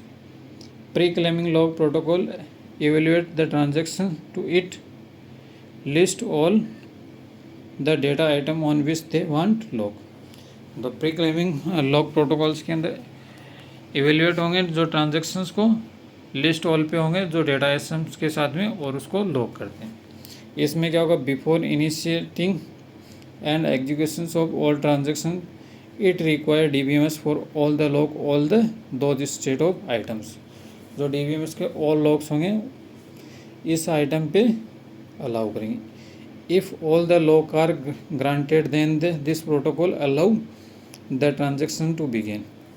यहाँ पे जो लॉक अलाउ ग्रांटेड कर दिया आपने प्रोटोकॉल्स पे जो बिगिन करोगे तो when the transaction is completed then it release all the locks. तो इसके अंदर जो ट्रांजेक्शन कंप्लीट हो जाएगी वो क्या कर देगी? सबके सब लॉक को रिलीज कर देगी इसमें से. If all the lock are not granted then this protocol allow the transaction to roll back and the wait until all the lock are granted. और इसके अंदर क्या करेगा? जब तक सभी लॉक ग्रांटेड नहीं होंगे अलाउ नहीं करेगा ट्रांजेक्शन्स को रोल बैक करने के लिए, तब तक लॉक इसमें लगे रहेंगे. जैसे कोई ट्रांजेक्शन आपने स्टेट की तो लॉक इज अटेंड तो आपने लॉक को पहले शुरू में ले लिया और ट्रांजेक्शन एंड की तो लॉक को इज रिलीज. जैसे ट्रांजेक्शन एंड हो जाएगी तो लॉक को आप रिलीज कर दोगे और तब तक पूरे लॉक आपके साथ में चलेंगे. 2 फेज लॉकिंग प्रोटोकॉल्स के अंदर क्या होगा? 2 phase locking protocol divide the execution phase of the transaction into 3 parts. उसके अंदर 3 पार्ट्स के अंदर चलेगा. In the first part when the execution of transaction start it seek permission for the lock of it required. जितने lock का उसके requirement है शुरू के अंदर उतने लॉक की वो रिक्वायर्ड करेगा. In the second part the transaction acquire all the locks. सभी लॉक को रिक्वायर्ड करेगा. In the third part started soon as the transactions release first lock. In the third part the transaction actions can not to demand any new locks and only release all acquired locks को release कर दी. जैसे कोई आपके पास में transaction begin हुई, lock is attend, शुरू के अंदर लॉक अटेंड किए जैसे जैसे आपको रिक्वायर्ड हुए सेकंड प्रोसेस में चलते रहेंगे। जैसे ही जो जो प्रोसेस कंप्लीट हो जाएंगे उसके लॉक रिलीज करते चले जाएंगे। There are two phase locking. सबसे फर्स्ट फेज होता है growing phase. In this growing phase a new lock on the data item made to be acquired by the transactions but none can be release. तो इसके अंदर acquired होंगे growing phase के अंदर। यहाँ जैसे यहाँ बढ़ते हुए तो यहाँ के सब लोग एक्वायर होंगे, फिर धीरे धीरे वापस घटते चले जाएंगे लोग। और सेकेंड फेज होता है श्रिंकिंग फेज। इस दिन shrinking phase the existing lock held by the transaction may be release but not new lock can be acquired. तो उसके अंदर क्या होंगे कि हम कोई नया लॉक आपके रिक्वायर्ड नहीं कर रहे। जैसे जैसे आप उसके अंदर ज़रूरत थी तब आपने एक्वायर कर लिया शुरू में, फिर उसको रिलीज कर दिया। तो इस तरीके से ये लॉक काम करता है। If lock conversion is allowed then the following phase है कैन हैपन। तो इसके अंदर क्या होगा कि जैसे कि आपने लॉक कन्वर्जन अलाउ किया तो कौन कौन से फेज ये अलाउ करेगा उसको हम देखते हैं। फर्स्ट है अपग्रेडिंग है lock from SA to X allow in the growing phase. जो ग्रोइंग फेज होगा SA टू अक्षय पे ले जाएगा। और डाउन ग्रेडिंग लॉक फेज के अंदर क्या करेगा, X to SA must to be done in the shrinking phase. जो श्रिंकिंग फेज होगा उसको अक्षय से SA पे ले आएगा। चौथा टाइप्स होता है stick two phase lockings. Stick two phase locking 2PL के अंदर क्या होगा, the first phase of stick to phase locking is similar to 2PA. In the first phase after acquiring all the locks the transaction continue to execute normally. तो इसके अंदर क्या होगा, first phase के अंदर क्या होगा, एक्वायर करोगे आप ऑल द लॉक्स को, ट्रांजेक्शन को कंटिन्यू एग्जीक्यूट करना है। The only difference between 2PL and stick 2PL is that the stick 2PL does not release a lock after using it. Stick 2PL wait until the whole transaction to commit and then it release all the lock are at a times. Stick 2PL क्या किसका wait करेगा, until whole transactions को commit करने का wait करेगा, then it release कर देगा सबके सब लॉक को at a times. Stick 2P protocol does not have shrinking phase of lock release. जो Stick 2P protocols क्या करेगा, श्रिंकिंग नहीं करेगा फेज को, लॉक को क्या कर देगा, रिलीज कर देगा। लॉक इज अटेंड यहाँ पे, जैसे कोई ट्रांजेक्शन से बिगेन हुई यहाँ पे और यहाँ पे लॉक इसने अटेंड कर लिया और इसके स्टिक के अंदर क्या करेगा, जब तक लास्ट तक कमिट नहीं हो जाता तब तक लॉक को फ्री नहीं करेगा वो तब तक सबके सब लोग क्या करते रहेंगे, उसके साथ चलते रहेंगे।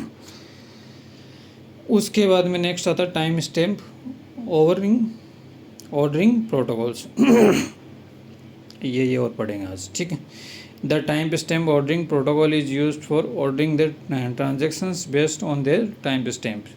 The order of the transaction nothing but the ascending order of the transaction creations. Time stamp ordering protocols के अंदर क्या होगा कि जो टाइम स्टैम्प ऑर्डरिंग प्रोटोकॉल्स के ऑर्डर करेंगे ट्रांजेक्शंस को based on the time stamps, और इसमें ट्रांजैक्शन वैसे ऑर्डर की नथिंग होती है, उसके अंदर असेंडिंग या डिसेंडिंग ऑर्डर के ट्रांजैक्शन क्रिएट पे डिपेंड करता है। सेकंड हो गया the priority of the order transaction is higher that the why the execute is first the determine the time stamp of the transaction the protocol use system time is the logical counters. तो इसके अंदर जो determine होगी time stamp transaction से protocol का use करेंगे time को logical counter करने के लिए। नेक्स्ट आता है इसके अंदर the log based protocol is use to manage the order between the conflict pair arranging transaction at the execution time but time stamp part protocols start working as soon as the transaction is created. Let's assume there are two transactions T1 and T2. Suppose the transaction T1 entered the system 007 and transaction T2 entered the system the time 009. T1 has higher priority, so the execution first and enter the system first. अब इसमें time stamping बता रहा है, जिसका time पहले आएगा वो जल्दी एग्जीक्यूट होगा, जिसका टाइम कम होगा वो पहले जल्दी एग्जीक्यूट होगा और जिसका टाइम ज़्यादा होगा वो बाद में एग्जीक्यूट होगा। The time stamp ordering protocol so maintain the time stamping the last read and write operation on the data. तो ये टाइम स्टैम्प की रिगार्डिंग प्रोटोकॉल्स को मेंटेन करने की रिगार्डिंग हो गई। उसको क्या करेगा, रीड करेगा, राइट करेगा ऑपरेशंस को, और उसमें ऑन द, जैसे कि टाइम स्टैम्प ऑर्डरिंग को मेंटेन करने के लिए यूज़ करोगे, the time stamp of the last read and the right operations on the data होंगे, उस पर अप्लाई करने के लिए आप इसका यूज करोगे। उसके बाद हम नेक्स्ट चलते हैं, क्लाउड कंप्यूटिंग क्या होते हैं। क्लाउड कंप्यूटिंग हम नेक्स्ट में इंटरनेट सर्विसिंग कह सकते हैं। क्लाउड टेक्नोलॉजी रिमोट सर्विस का यूज़ करती है, जिसे हम डेटा को इंटरनेट, स्टोरेज, मैनेज और एक्सेस करने के लिए यूज़ करते हैं। डेटा अनेक प्रकार का हो सकता है, जैसे फाइल, इमेजेस, डॉक्यूमेंट, अवॉइड इत्यादि करने के लिए यूज कर सकते हो। Cloud computing service private public network को प्रोवाइड कराया जा सकता है। जो क्लाउड कंप्यूटिंग होती है, क्लाउड कंप्यूटिंग का डेटा को इंटरनेट के माध्यम से सर्वर को स्टोर करना होता है। ये थ्योरेटिकल पर्सन से आप पढ़ लेना थोड़ा। क्लाउड कंप्यूटिंग एक ऐसी टेक्निक है जो इंटरनेट पर वर्चुअल रिसोर्सेज को प्रोवाइड करवाती है। क्लाउड जैसे गूगल ड्राइव हो गई, ये हो गई, ये क्लाउड कंप्यूटिंग के part. Cloud computing technique data को स्टोर को लेकर डेटा एक्सेस को इंटरनेट के माध्यम से होता है। अब इसके रिगार्डिंग आपको 3 चीज़ें ध्यान में रख सकते हो। ये जैसे 2 राजस्थान का क्लाउड सेंटर है, 2 सर्विसेज आपको, 5 platform as a service, 7 software as a service. और क्लाउड कंप्यूटिंग में 3 टेक्निक हो गई। IaaS infrastructure as a service is use by network architecture के द्वारा यूज किया जाता है। 5 प्लेटफॉर्म एज ए सर्विस के द्वारा, डेवलपर्स के द्वारा यूज किया जाता है। और 7 सॉफ्टवेयर एज ए सर्विसर के द्वारा यूज किया जाता है। क्लाउड बेसिकली टाइप्स होते हैं, पब्लिक क्लाउड, प्राइवेट क्लाउड और हाइब्रिड क्लाउड। में अंदर पब्लिक और प्राइवेट दोनों का आप ऐड कर दोगे तो वो किसका पार्ट हो जाएगा, बेसिक। जैसे पब्लिक और प्राइवेट, कुछ पार्ट प्राइवेट कर दिया आपने क्लाउडिंग का और कुछ पार्ट आपने पब्लिक रखा, तो वही हाइब्रिड क्लाउडिंग के पार्ट्स हो जाएंगे। और इस पे 3 क्लाउड कंप्यूटिंग में जो टेक्निक यूज करते हैं, इसके रिगार्डिंग आप ध्यान में रख सकते हो। इंफ्रास्ट्रक्चर एज ए सर्विस, ये किसके द्वारा यूज की जाती है, नेटवर्क आर्किटेक्चर के द्वारा। प्लेटफॉर्म एज ए सर्विस किसके द्वारा यूज की जाती है, डेवलपर के द्वारा। सॉफ्टवेयर एज ए सर्विस किसके द्वारा यूज की जाती है, एंड यूज़र सर्वर के द्वारा यूज की जाती है। तो इन चीज़ों का आप ध्यान में रख सकते हो। उसके बाद में नेक्स्ट कंप्यूटर नेटवर्क, तो अपने 4th पार्ट हो गए। पार्ट नंबर 5 के अंदर अपन पढ़ेंगे नेक्स्ट के अंदर इस चीज़ को। तो आज इतना ही रखेंगे। Thank you.